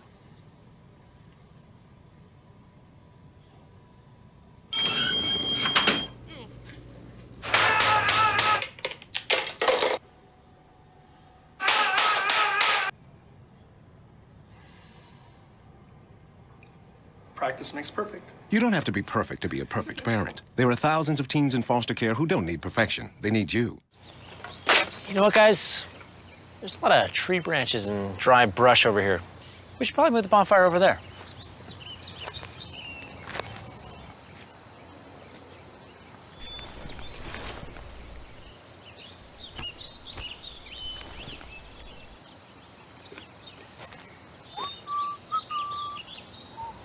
I'm guessing Smokey liked that idea.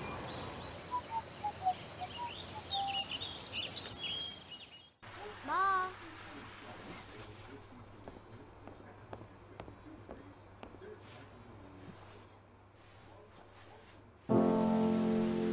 Dear.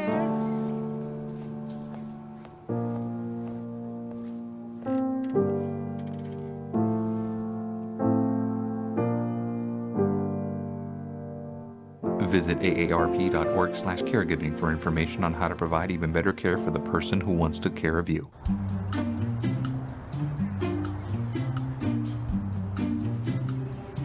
Don't worry, 74 people were picked before me in the NFL draft. To fight childhood obesity, United Way and the NFL are helping kids play at least 60 minutes a day. Okay, time for the team obstacle course. Yay! What this place needs is more healthy kids. To get involved or donate, go to unitedway.org/play60. Now I get it.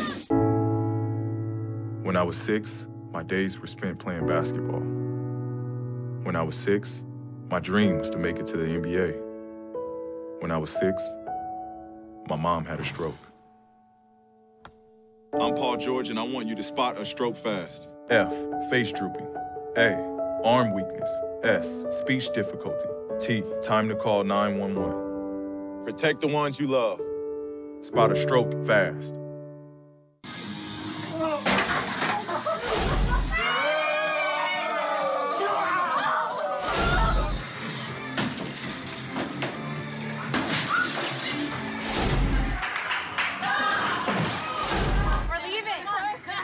Most party fouls are pretty dumb.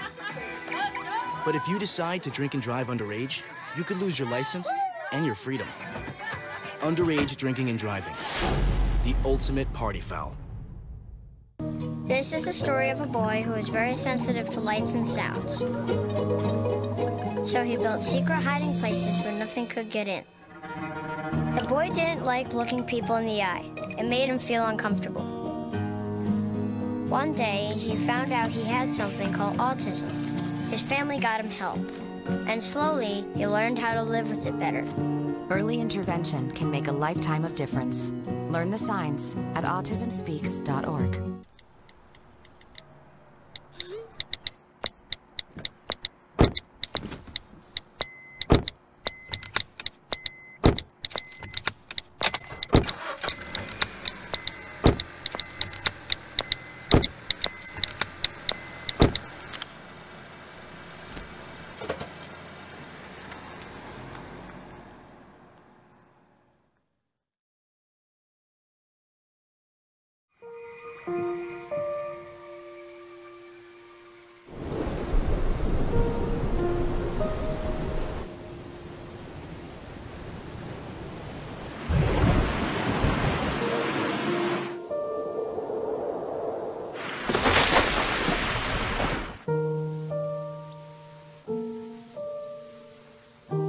Don't wait.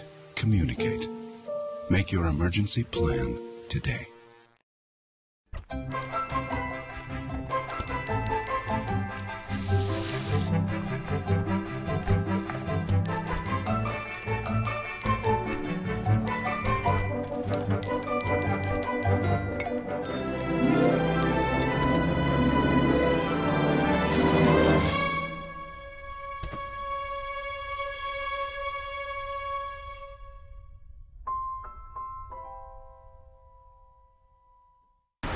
Look at you. You're at the top of your game. You're unstoppable. Nothing can throw you off track. Wait, is that your car? Uh-oh. Yeah, I saw that coming. That will throw you off track. You're looking at around 10 grand in fines, legal fees, and increased insurance rates. Let's try this again. Smart move. Because buzz driving is drunk driving. I'm a teacher.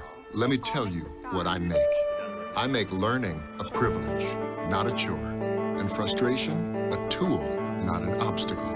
I make working hard seem easy and giving up impossible. I make an old subject feel like a fresh thought and unconventional methods common.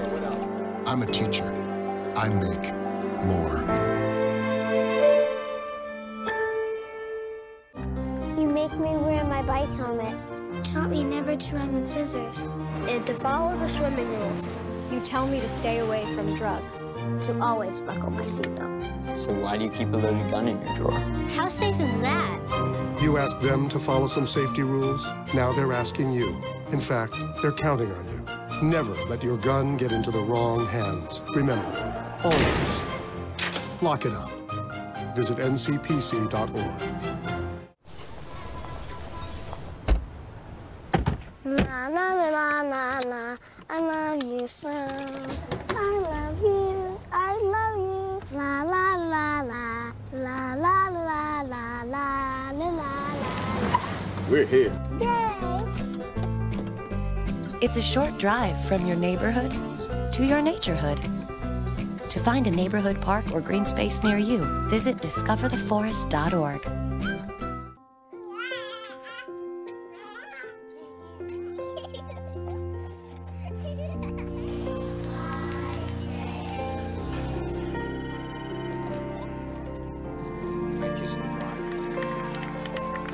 A full life, measured in seats, starts with the right ones early on. Car crashes are a leading killer of children 1 to 13.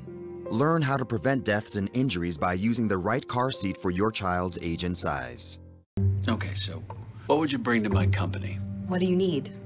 I need problem-solving skills. I got through high school without a car, a phone, or a computer. No college degree, though. Not yet, but life's taught me a lot, and I'm ready for more. Well, you're not the typical kind of candidate that I hire.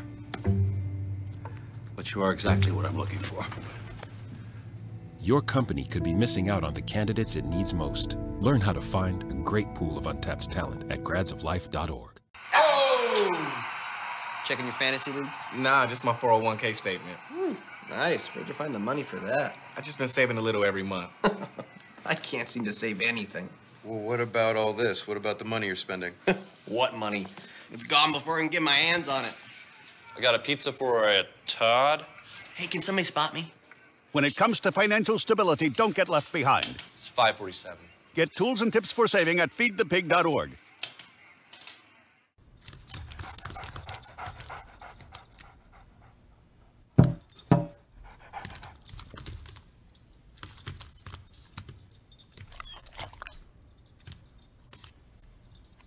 There's a shelter pet who wants to meet you.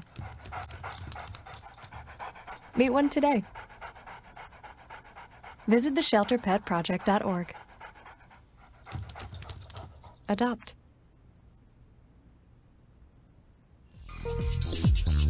And we're back here on CSI Sportsnet at halftime in this NCAA Division III women's soccer non-conference matchup between the Dolphins and the Redhawks of Montclair State. At halftime, the Redhawks lead the Dolphins by a score of 2-0. And we mentioned, Mike, how the Redhawks seem to dominate possession, but the disparity between these two teams on the stat sheet, not too great considering how greatly the difference in possession favored Montclair. Shots 8-1 in favor of Montclair, but it seemed like it could have been much worse. Yeah, and you know, Joe, that one shot for the Dolphins occurred very early in the game. As a matter of fact, the Dolphins had the first shot on goal for the game, and it turned out to be their only shot of the first half. And, you know, the other concerning thing, too, Joe, was that as the end of the first half came around, Montclair State really found themselves running in a lot of open space in the Dolphins' defensive side of the field. But, you know, the Dolphins should be able to get their starters back out onto the field,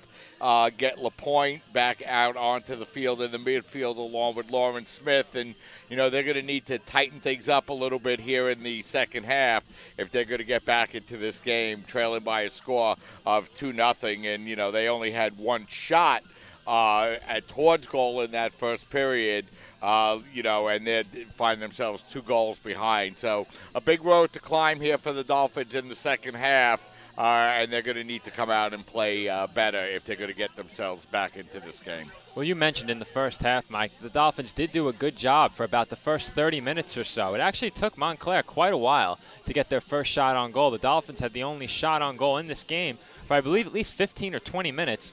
And then from that point forward, it was all Redhawks. They outshot the Dolphins 8-0 after that first Dolphin shot, the only Dolphin shot of the first half. And I did mention before halftime that it was Caitlin Scrivanich involved in both goals for the Redhawks. It was actually both Caitlin Scrivanich and Michaela Knobloch who were involved in both goals. Scrivanich scored the first goal on the Knobloch assist, and then Knobloch scored the second Redhawks goal off of a Scrivanich assist. So I wanted to give credit to both players who clearly played a big role on the attack for the Redhawks in that first half. I believe both of them were substitutions as well. So both of those players coming in off the Redhawks bench and immediately contributing with a goal and an assist apiece. The Dolphins, as I mentioned in the pregame, will look for similar contributions off the bench from players who don't necessarily get a lot of time on the pitch. CSI shorthanded today, and unfortunately for the Dolphins, when they started making more and more substitutions, getting those starters some rest, their defensive play began to slack just a bit, and it was enough for the Redhawks to find a pair of openings and take a 2-goal lead. Yeah, and the Dolphins need to find a way in this second half to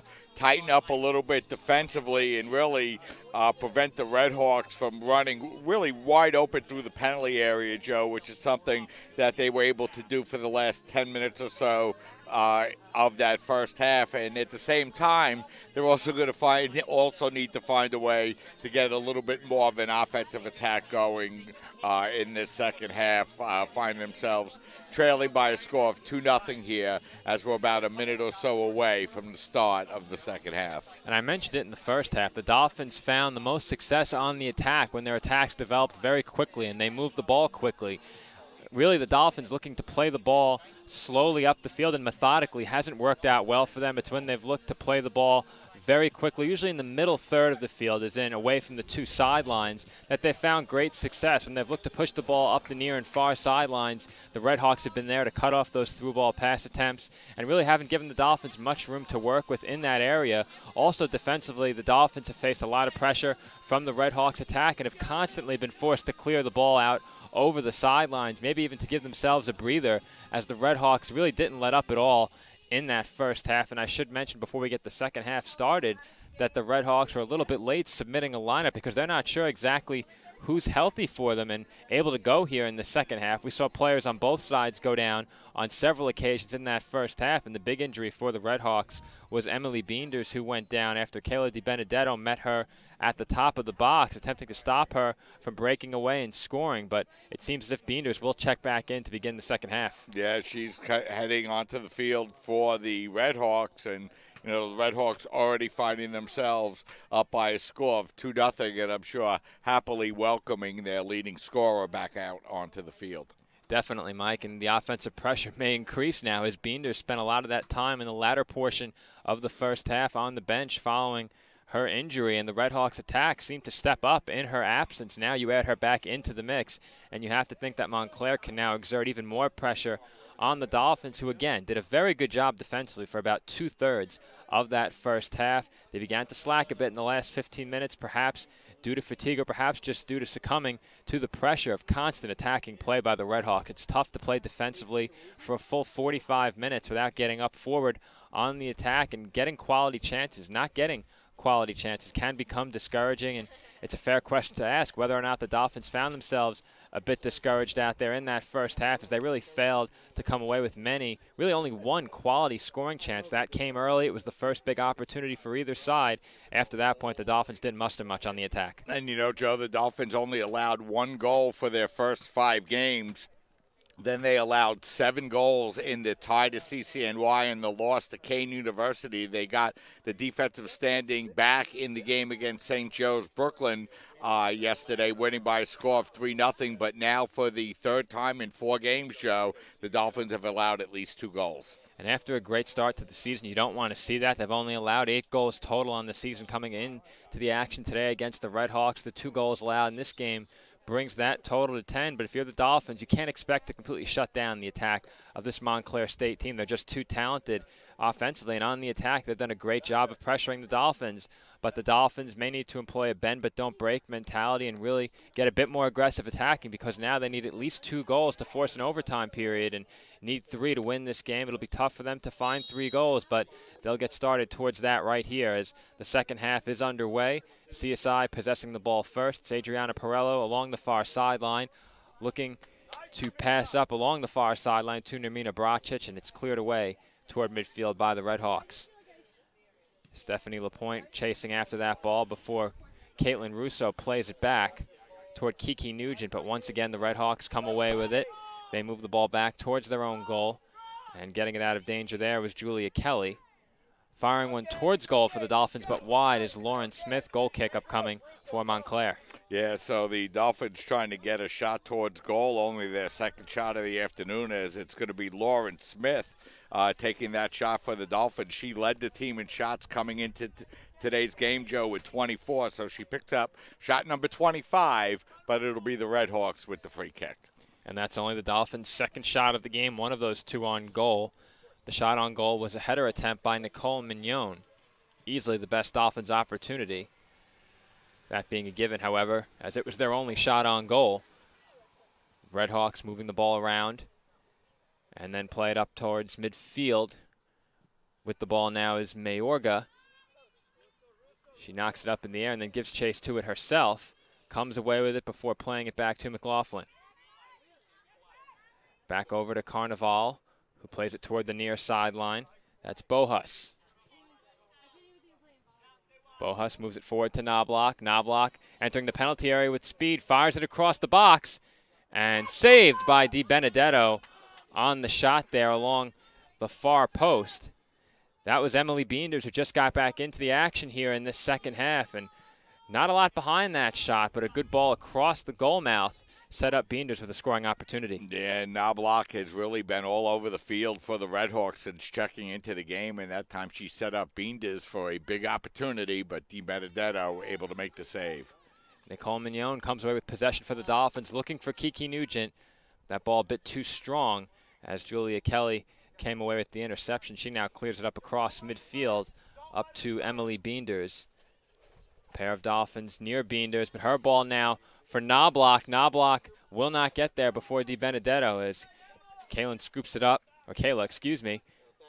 it up and then punts it out toward midfield. Yeah, that time Knobloch only a step away, I should say, from a good opportunity at goal. Caitlin Russo has it near midfield, but she heads it away, and coming away with the ball is Catherine Carnival. Kelly over to Coaster. And Coaster up to Bohus along the near sideline. Bohus challenged by Russo. Her pass intercepted by DeLoya. And that one out of play, throw in for the Redhawks. Bohus throws into Carnival. She avoids the challenge from Nugent and dumps it off to Coaster. Nugent aggressive, chasing after Coaster. Redhawks work the ball back toward midfield. McLaughlin dispossessed by Stephanie Lapointe. McLaughlin looking to get it back from Lapointe, cannot. And Russo's pass intercepted by Glickman. Glickman back to Bohus. Bohus up the near sideline. Was looking for Knobloch, but that one out of play. Rebecca DeLoya throws in for the Dolphins over to Nicole Mignon, and a foul is called. A handball, excuse me, not a foul. Handball infraction. Foul. Not the correct term, as that one a free kick for the Redhawks. With it is Bohus, back over to Kelly. Kelly dribbling along the top of the penalty area, finds Coaster. Coaster looking for a teammate, seems a bit baffled by the positioning of her teammates, but eventually finds McClelland. She loses possession to the Dolphins. Lauren Smith dribbling around the midfield circle, plays it up along the far sideline. That's Bracic giving chase. She collides with a Redhawks defender, continues to fight for possession, and is called for the foul. Yeah, nice aggressive play that time by Bracic, but got a little too aggressive and picked up the foul. So a free kick upcoming here for the Redhawks. We played just over 4.5 minutes here in this second half. The Dolphins playing better, but still looking for an opportunity for a shot at goal. And that was Ashley Coaster battling with Bracic for possession before Namina committed the foul. And that Redhawks pass travels over the near sideline, throw-in upcoming for the Dolphins. Rebecca DeLoya throwing in. DeLoya's throw toward Caitlin Russo travels over her head, off of the head of the Montclair player, then off the head of Russo before that one's played out toward midfield.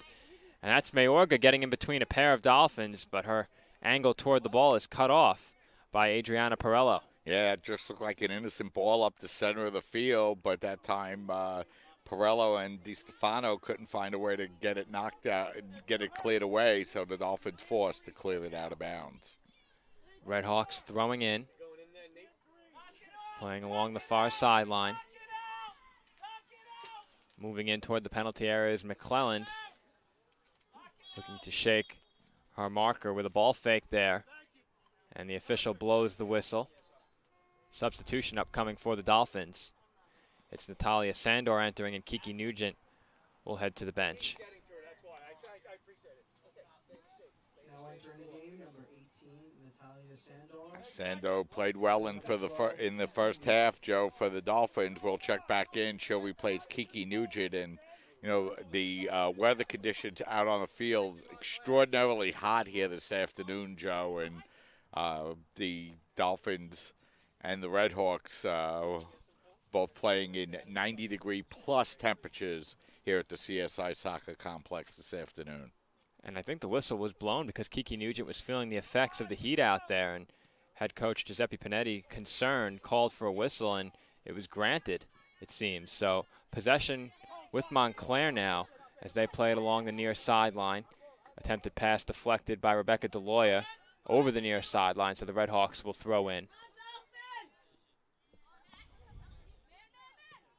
Carnival over to Glickman. Glickman back to Kelly.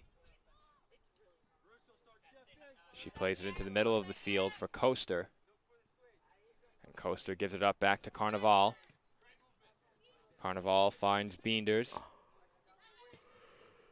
And then plays it toward the penalty area. That one's off the foot of Mayorga, and it gets away before traveling over the near sideline out of play.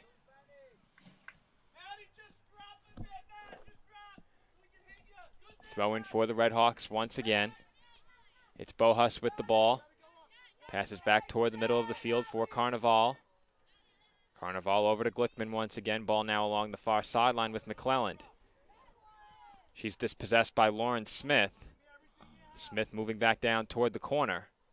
And her pass knocked away. Throw in for the Dolphins. Yeah, Smith playing very well for the Dolphins here this afternoon and gets the Dolphins to throw in. Montclair State has done a very good job on the Dolphins here this afternoon, Joe. When the Dolphins have these throw-ins deep in their defensive territory, they put a lot of pressure on the Dolphins all afternoon long. And they've done a great job putting the pressure on those throw-ins, on free kicks as well, even goal kicks. Montclair just always seems to come away with the ball. It's been a constant theme throughout this game thus far. And the Dolphins just need to find a way to get out of their defensive third of the field and back on the attack. It's been a difficult task for them to do so thus far. And it really hasn't been much better so far in the second half. As the Redhawks have possession along the midfield stripe once again, it's Bohus. She passes up to Knobloch. And that one, again, finds its way over the sideline, leading to a throw-in for Montclair. Coaster has it for the Redhawks, switches play to the opposite sideline. It's McClelland. McClelland off the foot of Glickman and over to a Dolphins defender before winding up back with Montclair once again. It's Carnival. Up to Beenders. Beenders dispossessed by Smith. Bracic looking for Sandor. Her pass knocked away by Carnival. And then the ball launched back the other way by Coaster. Headed by Perello. And then headed a second time by Smith. It's Mayorga who comes away with it. She gets past Perello, but DiStefano is there. And DiStefano knocks the ball out of play. Yeah, Dolphins doing a nice job here in the second half, Joe. Montclair's had a couple of opportunities, but Dolphins have been able to get their second shot of the game here so far this afternoon. So about 10 minutes into the second half, Dolphins remain down 2-0. With the ball for the Redhawks, it's Bohus. She finds Knobloch. McLaughlin right back to Knobloch. Gets by a pair of Dolphins, but her attempted pass cleared away toward the near sideline, over the line. Throw in for the Redhawks. Bohus throwing in, looking to put it over the top of a pair of Dolphins. And giving chase is Knobloch. She gets to it, crosses it in toward the penalty area, on the foot of Beenders in a dangerous area, but she passes it back out. Beenders couldn't get squared up with goal. Dangerous area there. Nicely done by the Dolphins to contain the angles and prevent her from turning and firing toward goal. Carnival chips the ball ahead toward the penalty area. Di Benedetto charging out, but it's Aparicio who gets there. The Dolphins defender clearing the ball away. LaPointe now challenging McLaughlin. Her slide tackle dispossesses McLaughlin and then Charging in was Carnival. She goes down. Dolphins counterattacking the other way. Deloya to Russo. Russo looking to switch play over towards Bracic, but her pass intercepted by McClellan. The ball is cleared toward the Dolphins' goal. Aparicio giving chase. She's called off by Di Benedetto, who scoops it up and will look to play the ball out toward the far sideline. On one bounce, Bracic retrieves it. She's quickly dispossessed by McClellan. And the Redhawks again playing it back toward their own goal. It's Bohus with it. Over to Coaster. Coaster to Kelly. Kelly dribbling towards midfield. Looking for McClellan, but that ball trickles by and over the far sideline as we'll have a substitution entering the game. Yeah, and you know, the Red Hawk bench a little upset at the last offensive possession for the Red Hawks because they kind of just volleyed the ball down onto the Dolphin defensive side of the field, and they've been doing a great job all afternoon working the ball up with their passing, and that's what's gotten them to a 2-0 lead here this afternoon. And the Red Hawks coaching staff seems intent on keeping the pressure on the Dolphins defensively, and the Red Hawks have done that here in the second half. Maybe not to the extent that we saw in the first half, playing a bit more methodically here, moving the ball around slowly, though. The pressure has remained on the Dolphins, and Emily Beenders had a great chance in the penalty area not too long ago, but the Dolphins didn't allow her to turn and shoot, and she was forced to pass it out of the penalty area. Pretty decent distance out of the box. Her pass traveled back far as Deloya throws in for the Dolphins off the head of Bohus. And I think a handball was called as the Dolphins bench was asking for that call.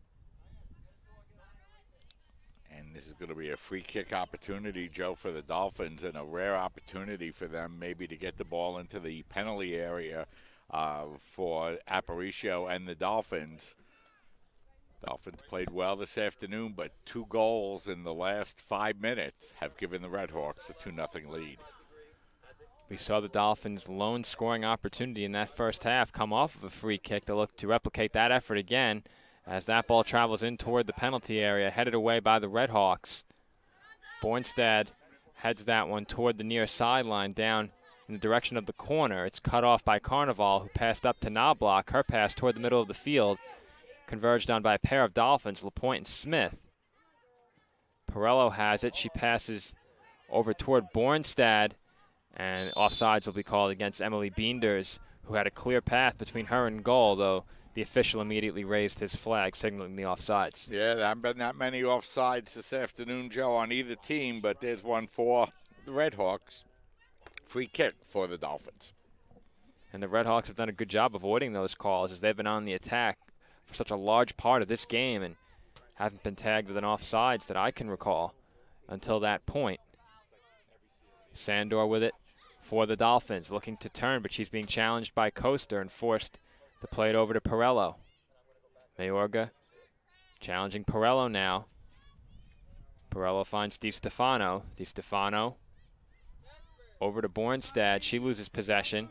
Red Hawks have it. It's Beenders. Her pass blocked by Di Stefano, and coming away with it is Bornstad. That one chipped up in the air by Perello, and it travels out of play over the far sideline. Substitution upcoming for the Dolphins.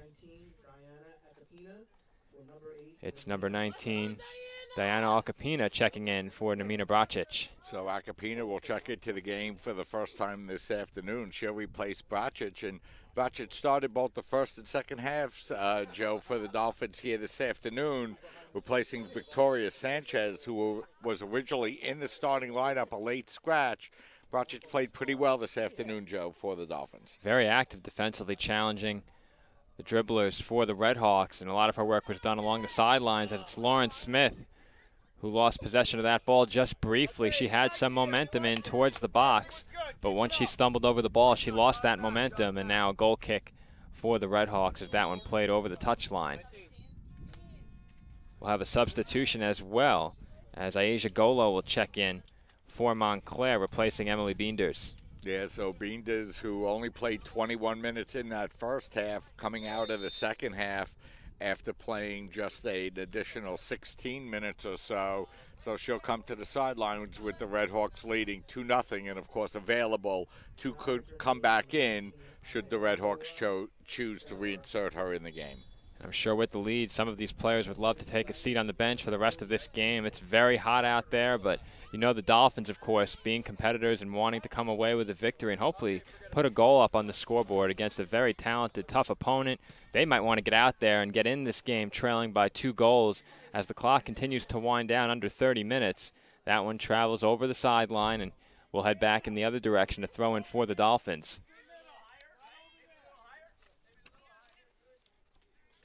Throwing in for the Dolphins will be Rebecca DeLoya.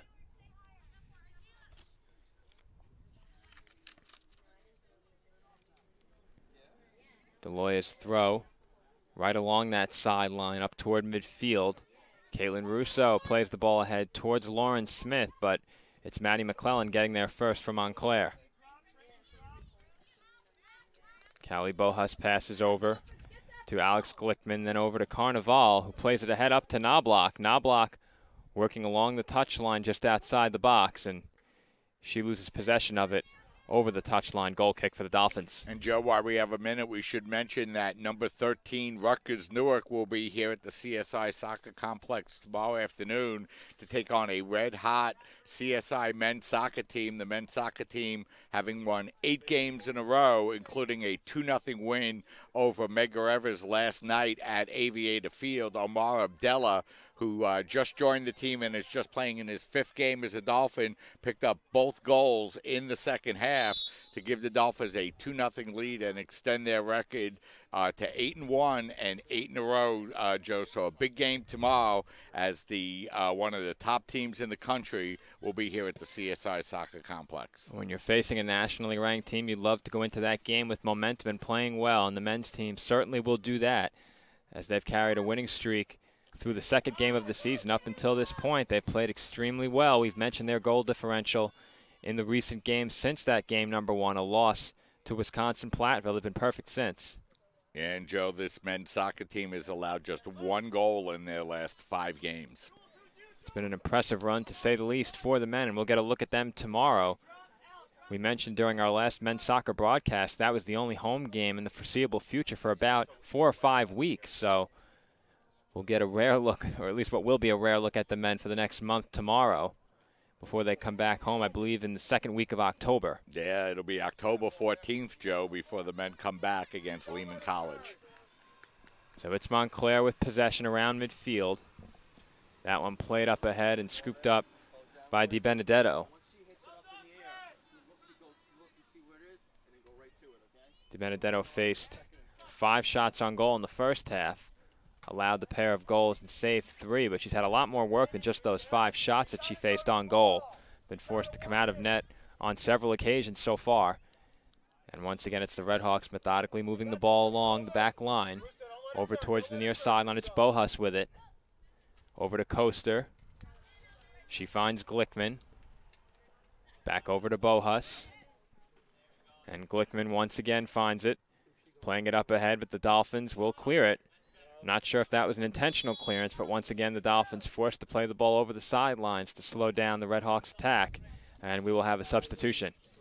Yeah, Susan Aracena will check back into the game here for the Dolphins, and the Red Hawks will substitute a couple of plays as well. Caitlin Russo will check out of the game here for the Dolphins. The Red Hawks lead this game by a score of 2-0, and Joe, the Dolphins just looking for that big breakthrough play to try to get themselves down just by a goal. It's an expression that it's not a thing that I know of, but it's something that I've used in the past, and you're only a goal away from being a goal away. Once you're a goal away, anything can happen, but the Dolphins trailed by 2 here, but any fluke play or anything that gets them up on the scoreboard puts you within 1, and at that point anything can happen. Though a 2-goal deficit against a very difficult opponent is a tough hill to climb for CSI as a corner kick is conceded to the Red Hawks. So the Red Hawks with yet another corner, and they take that one in toward the penalty area, and I believe a foot of a Red Hawk got on it, and I was obstructed from seeing what happened there as that one traveled over and wide of the goal. So we had a pair of substitutes standing in front of us here.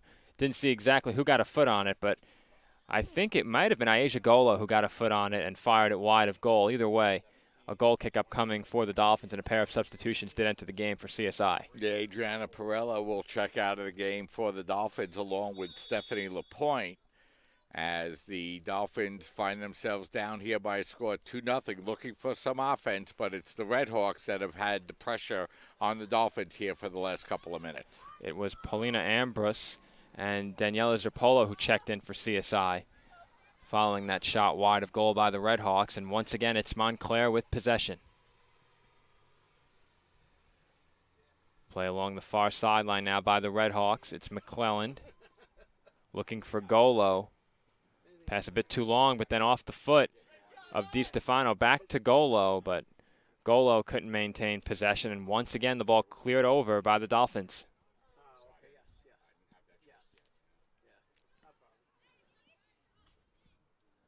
That one played over toward the penalty area,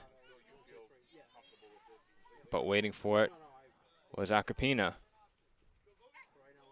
The Red Hawks, though, gain the ball back once again. Knobloch over to Thompson. Thompson passes over to Bohus. Bohus finds Mayorga. Mayorga back to Bohus. The Red Hawks just killing the clock here, methodically passing slowly, not even really looking to advance the ball. As we wind down towards the midway point of this second half, 22:30 up on the clock here in half number 2. Yeah, the Red Hawks just working the ball around, looking to force the Dolphins to run over the field and try to pull them out so they can find some passing lanes and attack the goal. That's DeLoya who dispossessed the Red Hawks dribbler. She's moving up the far sideline with speed, beats her marker. She's in toward the penalty area, fires one toward goal, but Bledsoe scoops it up, and I'm not sure if that was a shot attempt or a cross. You have to believe it's a cross from that angle, as Bledsoe was right there, cutting off any potential to put that one in the net. Giving chase was Natalia Sandor, but the ball never found her. Yeah, and that was a great run that time by the Dolphins, and a good opportunity for them to try to find themselves down by a goal, but unfortunately couldn't get that good finishing touch on the play. Thompson has it. Finds McClelland. McClelland over to Prusakowski. Back to Thompson. Mayorga to McLaughlin. Looking for Mayorga on the give and go. That pass intercepted by the Dolphins. The ball trickling up towards Sandor. She has it in stride and fires toward goal, but that one straight over to Phoebe Bledsoe, who didn't have to move much. The third Dolphin shot on goal, their second in as many minutes. Yeah, and that was a good play that time by Sandor, but her shot really didn't have much of an opportunity, Joe, to go into the net, and that time Bledsoe able to make the play on the ball. And, you know, even if she couldn't field it cleanly, Joe, there really wasn't a Dolphin anywhere near for the rebound. So nice shot on goal for the Dolphins, but they still find themselves down 2-0. And so often it's the rebounds that turn into goals for any team, and the good teams always seem to find someone there on the rebound who can then put the ball in to the back of the net, as it's the Red Hawks once again with possession, and they'll play it back to the back line. It's Coaster over to Kelly. Kelly dribbles toward the midfield stripe, crosses midfield and passes up to McClelland. McClelland picking up some speed along the far sideline. She's challenged over there.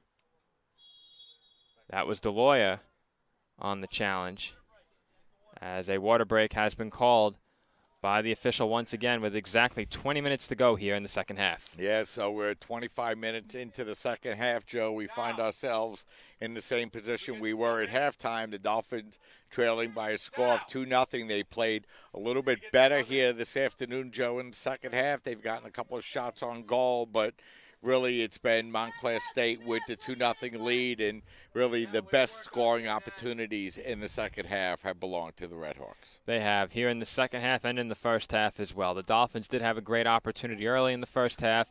It was the first opportunity of the game, and up until about 2 minutes ago, it was their only opportunity of the game. The Dolphins with a great defensive effort early in that first half, perhaps tired out a bit late in the first half, and here in the second half, Montclair just methodically passing the ball around, sideline to sideline, not looking to move forward on the attack quickly and content with seeing time bleed off the clock, and for them, hopefully just passing their way to a victory, not being forced to defend in any high-pressure situations or exert themselves on a day where temperatures are nearly reaching 90 degrees. We've already seen players given a water break on 2 separate occasions, one right here, of course, as we have a break in the action. But the Dolphins need to come out here in these final 20 minutes and show something if they're going to have any chance of not only getting back in this game, but taking any positive momentum from this game. Should they get on the scoreboard? I've said it before, and I'll say it again. You can't underestimate the importance of putting a goal up on the scoreboard for your confidence. Take something positive from this game, and I think taking something positive will be difficult to do here in this game if you do end up losing without scoring a goal. Though last year the Dolphins did lose big to this team, Montclair State, and an improvement over last year's final score of 7-1 might be a step in the right direction, not only for this team but for the program as well. Well, you know, they've certainly played better here this afternoon.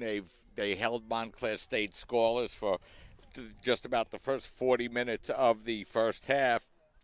Gave up a couple of goals within a couple of minutes as they started to struggle a little bit more defensively late in the first half. Played better here so far in the second half, and we'll see how they do in the final 20 minutes, trailing by a score 2-0 for the Dolphins. It's the third of 4 consecutive non-conference home games. The final non-conference home game will be this Wednesday afternoon as New York State University will come into town. Then it'll be a couple of more non-conference games on the road. Next Saturday, the Dolphins will travel to Rosemont, Pennsylvania to play Rosemont College, and then it'll be to Madison a week from Tuesday against FDU Florham. Then Medgar Evers back home for a 12-0 win, and then it'll be Stockton University on the road on October 9th before the Dolphins wrap up the regular season with 3 conference games. So the Dolphins are the crowded schedule, as you just mentioned. A lot of games coming up here, both at the CSI Soccer Complex and on the road. We'll see the Dolphins here one more time before they hit the road, as you mentioned, against NYU at 3:30 p.m. on September 27th. And with 20 minutes to go here, a pair of substitutions now at the scorer's table for the Dolphins, though they will not be allowed to enter the game following the water break. They'll have to wait for another stoppage and a Dolphins possession. Yeah, and, you know, Joe, if you're the Dolphins here, you know, you're down by a score 2-0, and you want to certainly limit Montclair State's goal scoring to 2, try to get yourselves back into the game. But, you know, you really don't want to allow late goals here and turn a 2-0 game into a bit of a blowout in the final 20 minutes. Well, last year's game, as we mentioned, a 6-goal differential between these two teams. The Dolphins have closed that gap a bit, but they need to close the gap up on the scoreboard here today. And with 20 minutes to go, the Dolphins still need a pair of goals. It's the Redhawks with possession as we resume play. The clock winding down from 20 minutes remaining in the second half as 3 or 4 players gathered around the ball, a pair on each side. It's the Dolphins who ended up coming away with it. Serpolo passing toward midfield, chasing it down was Lauren Smith. She couldn't get there. Now Bornstad fighting for possession.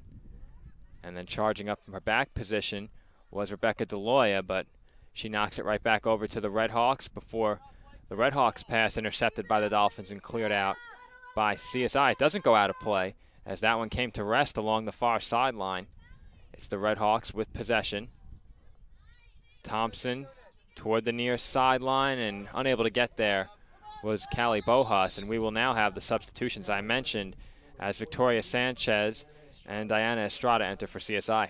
So Sanchez, who was originally in the starting lineup today, comes into the game with just under 19 minutes remaining, and you know, hopefully Sanchez could provide a little bit of an offensive spark to the Dolphins with her fresh legs. Rebecca DeLoya checking out for the Dolphins. She played another real strong game for the Dolphins, Joe, all over the field. And, you know, Rebecca really one of the bright lights for the Dolphins coming out after 70 straight minutes on the field for the Dolphins here this afternoon. And we seem to say her name so often, a very active player for CSI and a staple of that Dolphins back line.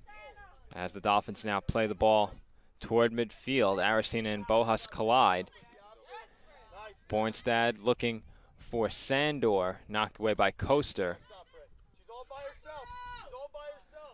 McClellan with it now along the near sideline. She goes down following the tackle by Bornstad, who continues her physical play. Thompson fires one up along the near sideline, and standing over that line was Knobloch. Throwing up coming for the Dolphins. Acapina throws it in off the head of a Redhawks player. It rolls toward goal and scooped up by Kayla DiBenedetto. And the Redhawks continue to do a nice job pressuring the Dolphin throw-ins. Wherever they occur, they've really pressed up on the sides or up by the goal, wherever it's taken place, Joe. And Dolphins really haven't been able to find an answer for it here all afternoon. Dolphins to throw in once again. Sanchez finds Zerpolo on the throw. Zerpolo passes back over to Bornstad, who launches one up toward the penalty area. Lauren Smith giving chase. And that one redirected by Coaster to her goalkeeper, Phoebe Bledsoe. Yeah, that time there might have been a little bit of a problem in the back for the Redhawks, but no Dolphin there to take advantage of it, as it's a free kick for Montclair State inside of 17 minutes remaining. Aracena heads the ball towards Smith. Smith chips it up in the air. It comes down in front of Aracena, who heads it once again over to Sandor. Sandor redirects it toward Aracena, but doesn't find her with that header attempt, and it travels over the boundary out of play. Throw in for the Redhawks. Yeah, nice idea that time by Sandor, but a header a little bit behind Aracena. Redhawk ball. Zerpolo working around midfield to come away with it. Now Sanchez with some speed has the ball. Drops it off to Sandor, who didn't appear ready for it. She's dispossessed by Thompson, and the Redhawks regain possession once again. Yeah, that time the Dolphins were trying to get the ball into a dangerous position, but Anani Thompson made a nice defensive play for Montclair State. Susan Aracena has it. She's being challenged by a pair of Redhawks. It's Knobloch who dispossessed her and now has the ball moving across midfield. Looking for Christine Mayorga. Mayorga will get to it, but had nowhere to go with it as she ran out of real estate near the touchline. It's cleared over the sideline out of play. Yeah, that time Mayorga couldn't get the corner kick that she was looking for, but the Dolphins still forced to knock it out of bounds, so it'll be a throw-in for the Redhawks deep inside Dolphins defensive territory. The throw-in over to Thompson. She passes back to Bohus. Bohus to McClelland, and McClelland over to Knobloch. Knobloch went down for a moment. No foul called. It's McClelland who has it now. Plays it back towards midfield. Pusikowski over to the far sideline. It's Thompson now. Back over to Bohus, and her pass finds Dolphins head coach Giuseppe Panetti out of play, so a pair of Dolphins will get a chance to enter the game. So both Kiki Nugent and Stephanie LaPointe check back into the game. They'll replace Zerpolo and Sandor, as we're now under 15 minutes remaining in the game. The Dolphins looking to fight their way back from a 2-0 deficit. The Redhawks scoring both goals with just over 5 minutes remaining in the second half. In the first half, I should say, for their 2-0 lead. Sanchez back over to Bornstad in the midfield circle. Bornstad dispossessed. That's Golo, who's taken down hard by Estrada. Clean tackle, according to the official. She knocked the ball away. Golo went down hard, and that ball finds its way all the way back to the Dolphins' goal in the hands of Kayla DiBenedetto. Yeah, Dolphins playing some good physical defense here this afternoon. The Dolphins' deficit certainly hasn't been for a lack of effort on defense. We've seen some aggressive defensive plays by CSI and some good effort chasing down whoever it is handling the ball for the Redhawks. Unfortunately, the Redhawks' passing has been superior to that effort. And on a pair of nice assists, have themselves a 2-goal lead. The clock now winding down to 13:40 remaining in the second half. And it's Phoebe Bledsoe who comes up with the ball once again. A substitution will enter for the Redhawks on what will be a goal kick. Yeah, and that wasn't what the Dolphins were looking for, Joe, on a throw-in deep inside Redhawk territory. They basically threw the ball directly out of bounds. So it'll be a free kick coming here for Montclair State. The Dolphins doing a good job, Joe. They're still in this game. trailing by a score of 2-0 and looking for offense. Oh. Well, that will go down as a shot, but not necessarily the shot the Dolphins wanted. Yeah, no, Joe, that time the Dolphins are, again, with an opportunity, rare steal deep inside Red Hawk territory. And, you know, just putting a shot on goal from that kind of distance really isn't going to do any good for you. And now it'll be the Red Hawks with a free kick off the Dolphin handball just on the Dolphin side of midfield with 12:40 remaining here in the second half. So free kick upcoming for Montclair to be taken from inside the midfield circle. It's Julia Kelly who kicks it over toward the near sideline. And the Dolphins looking to come away with that pass interception. They do, as the pass from Coaster was intercepted by Aracena. It's LaPointe with the ball now, challenged by a pair of Red Hawks, looking for Bornstad, but instead finds Golo of the Red Hawks. With the ball now is Calverley, who then plays it all the way back to Julia Kelly, as Kiki Nugent gives chase. Coaster has it, fires it up towards midfield, but Calverley knocks the ball out of play.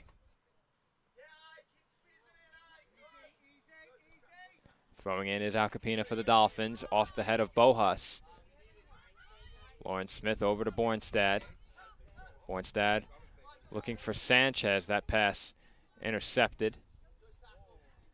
And Kiki Nugent goes down on the challenge by Coaster. Smith was able to come away with the loose ball, but is immediately met by a pair of Red Hawks. And that threat was cut down quickly. Yeah, that time Smith was just one move away, Joe, from creating a little bit of a rush there for the Dolphins. Nice defensive play by the Red Hawks, and the Dolphins end up knocking it out of bounds. So it'll be a throw-in now for Montclair State. Throw-in by Bohus. Tossed over softly to Thompson, who then passes over towards Prusakowski. Kelly winds up with the ball and plays it toward the far sideline. That's Mazzone. Mazzone back to Kelly. And over to Coaster as once again the Hawks methodically moving the ball along the back line. Very comfortable playing around their own goal as the clock winds down below 11 minutes here in the second half. The Dolphins come away with possession in the midfield circle as Bornstad fights for possession, looking for Nugent, but couldn't find her as that ball was wide of Nugent. And Bledsoe forced to pick the ball up to stop the sprinting Nugent from making a play on it. Red Hawks now with possession once again. Thompson over to Coaster, and Coaster up toward midfield. Prusakowski has it.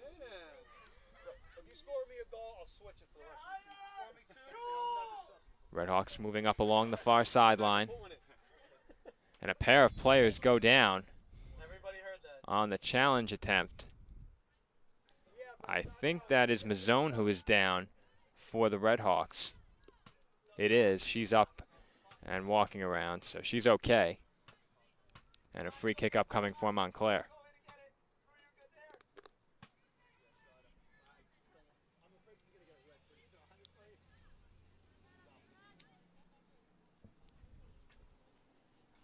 Taking the free kick will be Julia Kelly. Fires one in toward the penalty area.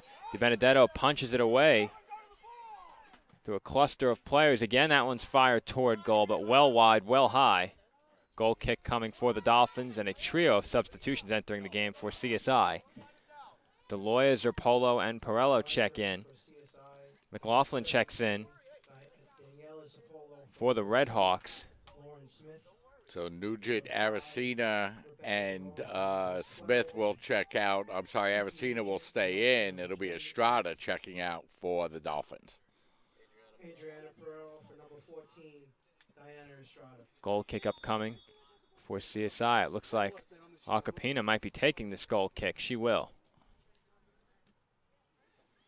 Her kick travels toward the far sideline, off the head of a Red Hawk and onto the foot of Victoria Sanchez, who's quickly dispossessed. Sanchez hasn't given up on challenging for the ball. She now gives chase once again along the far sideline, challenging Mazzone, who gives it up over to Prusakowski, and it goes back to Bohus. Bohus sees her pass intercepted by Zerpolo, but it winds up right back with the Red Hawks off of the foot of Zerpolo. McLaughlin goes down in the midfield circle as Deloya and Zerpolo converged on her, but once again now the Redhawks come away with it, moving it along that back line. Now up the near sideline is Bohus. She finds Knobloch. Knobloch over to Calverley. Calverley challenged by a pair of Dolphins just outside the penalty area. Elizabeth Aparicio comes away with it, and Stephanie Lapointe switches play toward the far sideline. Mazzone comes up to meet that attempted pass by Lapointe. She's once again challenged by Victoria Sanchez before playing the ball back to her back line.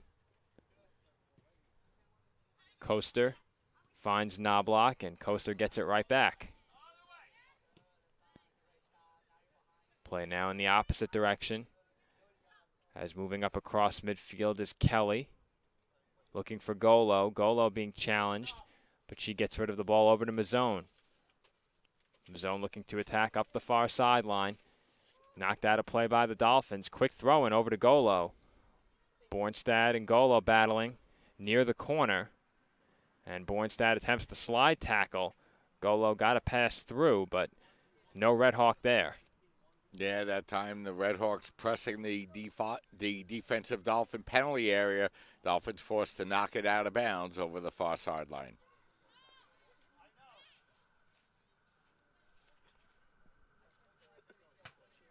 It's the Red Hawks now throwing it in. It will be Cassidy Mazzone on the throw-in.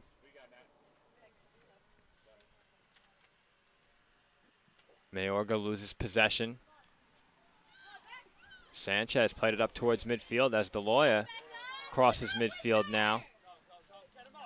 Softly passes over toward the near sideline for Aracena. Aracena charging down the far sideline, redirects the ball in a bit to avoid playing it over the sideline, and gave up possession as a result, but forced to clear it over the sideline was Callie Bohus. Yeah, that time a nice job of defensive pressure by the Dolphins as Sandor will replace Sanchez. Sanchez coming in and playing a couple of minutes for the Dolphins this afternoon. So Dolphins will throw it in. The clock continuing to run here. 5 minutes, 50 seconds remaining in the game. Dolphins still find themselves in the game, but need a goal, down 2-0. Adriana Perello throwing in for CSI. That one finds the foot of Rebecca Deloya. She was looking for Sandor on that pass across. Sandor dribbling through traffic, goes down. The whistle is blown and a foul is called as Giuseppe Panetti was calling for that foul. A bit of a late whistle, but the right call is made. It will be a free kick for the Dolphins. Boy, it seems like the Dolphins put that ball a little further back than they needed to, as Perello will take the free kick, the official marking off the 10 yards. And boy, that looks like a big 10 yards as well, Joe. There's a free kick coming up here for the Dolphins. See if that plays to the advantage of the Dolphins, as a pair of Dolphins standing over the ball. It's Perello and Aparicio. Perello fires one in toward goal and right into the arms of Phoebe Bledsoe. That one. Side Joe. Directly in the center of the goal is all I was going to say, Mike. And for the Dolphins, their 5th shot on goal, but really when you look at those 5 shots on goal, Joe, where was the one that was really the big opportunity? They really haven't had it. A lot of those 5 shots have been shots from well outside the penalty area that Bledsoe really had no trouble corralling. That's certainly been the case here in the second half. They had the one opportunity from close range in the first half, and that was it. It's been all Red Hawks so far here in this one. A strong effort by the Dolphins. It hasn't been for lack of effort that the Dolphins find themselves off the scoreboard. It's just been a lack of possession time and a lack of high-quality chances that have put the Dolphins in this position, and they now find themselves 4 minutes away from defeat at the hands of Montclair State. Yeah, and, you know, we mentioned, Joe, the Dolphins allowing just 2 goals, one with just over 5 minutes remaining in the first half, the other with just over 3 minutes remaining. 2 goals in the space of about 2 minutes late in the first half. That's all they've given up, but they trail 2-0.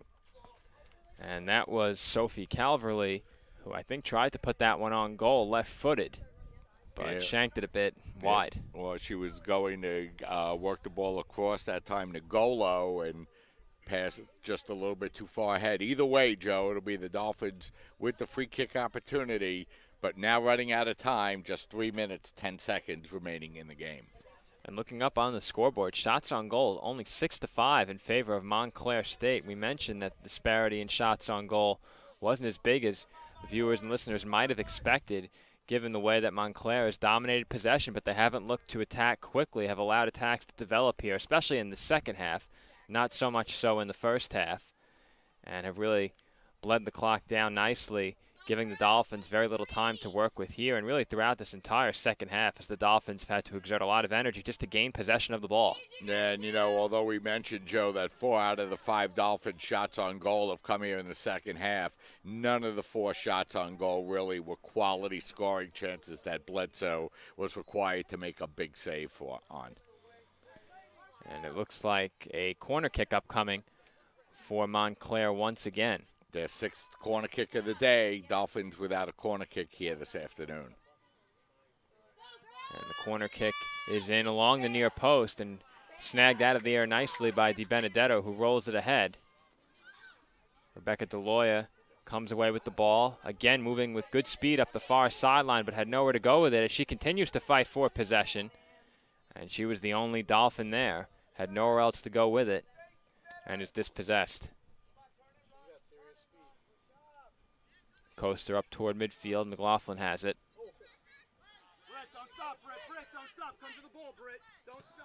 Bohus up the near sideline looking for Knobloch.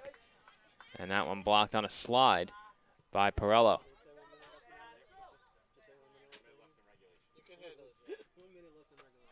Bohus back to Coaster. And Coaster back over to Kelly. Kelly passes toward the far sideline. It's Mazzone. Calverley has it now, moving into the attacking third. Looking for Golo. Her pass deflected, but the ball comes right back to her. Knocked away there by DiStefano. Aracena looking for LaPointe. Her pass was knocked away, but it's Zerpolo firing the ball up ahead to DeLoya. DeLoya fighting for the ball with Kelly. Dolphins bench wanted a foul, no call. Both players going for the ball there. Ball that was loose up in the air as LaPointe slides in, attempting to knock the ball ahead. She's down. And back on her feet. Initially looked like she might stay down, but good to see her getting up. And okay, as that ball is over the near sideline towards us, out of play. And with under 30 seconds to go, the Dolphins will throw in. Yeah, you're right, Joe. The last thing you wanted to see is Stephanie LaPointe go down in the last minute of the game, but she's up and appears to be fine. The Redhawks clear it out towards midfield. Golo and Alcapina battling for it. The Dolphins fired in toward the penalty area, once again knocked away by the Redhawks, and that should do it. And that's the end of the second half, the end of the game. The Dolphins falling at the hands of the Montclair State University Redhawks by a score of 2-0, a game where the Dolphins were only outshot in terms of shots on goal by 1, 6-5. We mentioned, Mike, the quality of those chances for both teams, very different. In stark contrast to really low-quality chances for the Dolphins coming in the second half. Montclair State had great opportunities to shoot on goal in the first half. The Dolphins had the first shot on goal, but that was really their last quality shot on goal.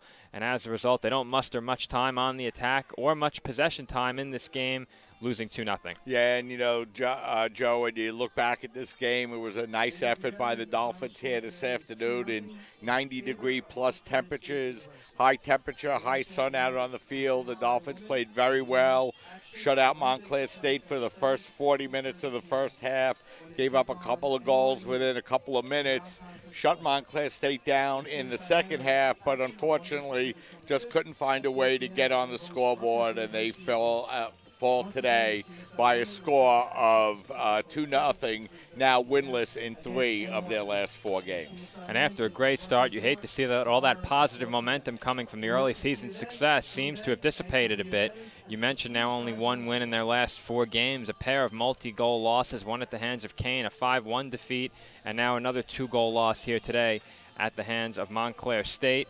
The goals in the game for Montclair State, scored by Caitlin Skrivanic in the 40th minute. The assist on that goal to Michaela Knobloch. The second Red Hawks goal was scored in the 42nd minute by Michaela Knobloch. The assist on that goal to Caitlin Skrivanic. So Skrivanic and Knobloch fully accounting for both goals scored by Montclair State in this game. The Dolphins, of course, no goals to speak of, and not much to speak of in terms of the Dolphins' attacking play, and that's a big reason why they fell in this game. Yeah, it is, Joe. And, you know, for the CSI Dolphins, we mentioned it's their third of 4 consecutive home non-conference games. They'll wrap up this 4-game homestand with a game against NYU this Wednesday afternoon with a 3:30 opening touch. And the men will be back in action, as we mentioned a couple of times here today, facing number 11 Rutgers Newark, as the men coming in red hot, having won 8 games in a row and looking for number 9. And if they're going to do it, they're going to have to do it against one of the best teams in the country. And we mentioned the women coming into this game against a very tough team, having lost at the hands of Kane 5-1, rebounded nicely with the win over St. Joseph's College Brooklyn yesterday. But the men go into their game against a nationally ranked team tomorrow red hot. You can't go into the game in much better position than the men are in right now. Of course, the men would love to be unbeaten. That, of course, not the case. They dropped their first game, but since then have been perfect. And if there's any time that you would hope the men could give you a strong performance, perhaps knock off a very tough opponent, it would be tomorrow, riding the big winning streak going into action. So we should have a very exciting game on our hands here tomorrow at the CSI Soccer Complex. Yeah, you know, we're really looking forward to it, and a real opportunity, Joe, for the men to see how they fare against one of the better teams in the country. And that game, of course, will be here on CSI Sportsnet tomorrow. I believe it's a 4 p.m. start time, Mike, tomorrow? All right, so our next broadcast will be tomorrow at 4 p.m. as the College of Staten Island men's soccer team takes on nationally ranked Rutgers. That game, again, tomorrow at 4 p.m. I believe Rutgers Newark, Mike, correct? All right, I wanted to make sure I got that right. Rutgers Newark in tomorrow to take on the men, as you mentioned, Mike, ranked 11th in the country going into action tomorrow. So this has been Joe Foreman for Mike Babusky and all of us here at the College of Staten Island. Thank you for watching. Thank you for listening. Once again, our final score is Montclair State University 2 and the College of Staten Island nothing. As I mentioned, our next broadcast will be tomorrow at 4 p.m. Pregame beginning at 3:45 when the Dolphins take on number 11 ranked Rutgers Newark. Again, thank you for listening. Thank you for watching. Enjoy the NFL and the rest of your Sunday.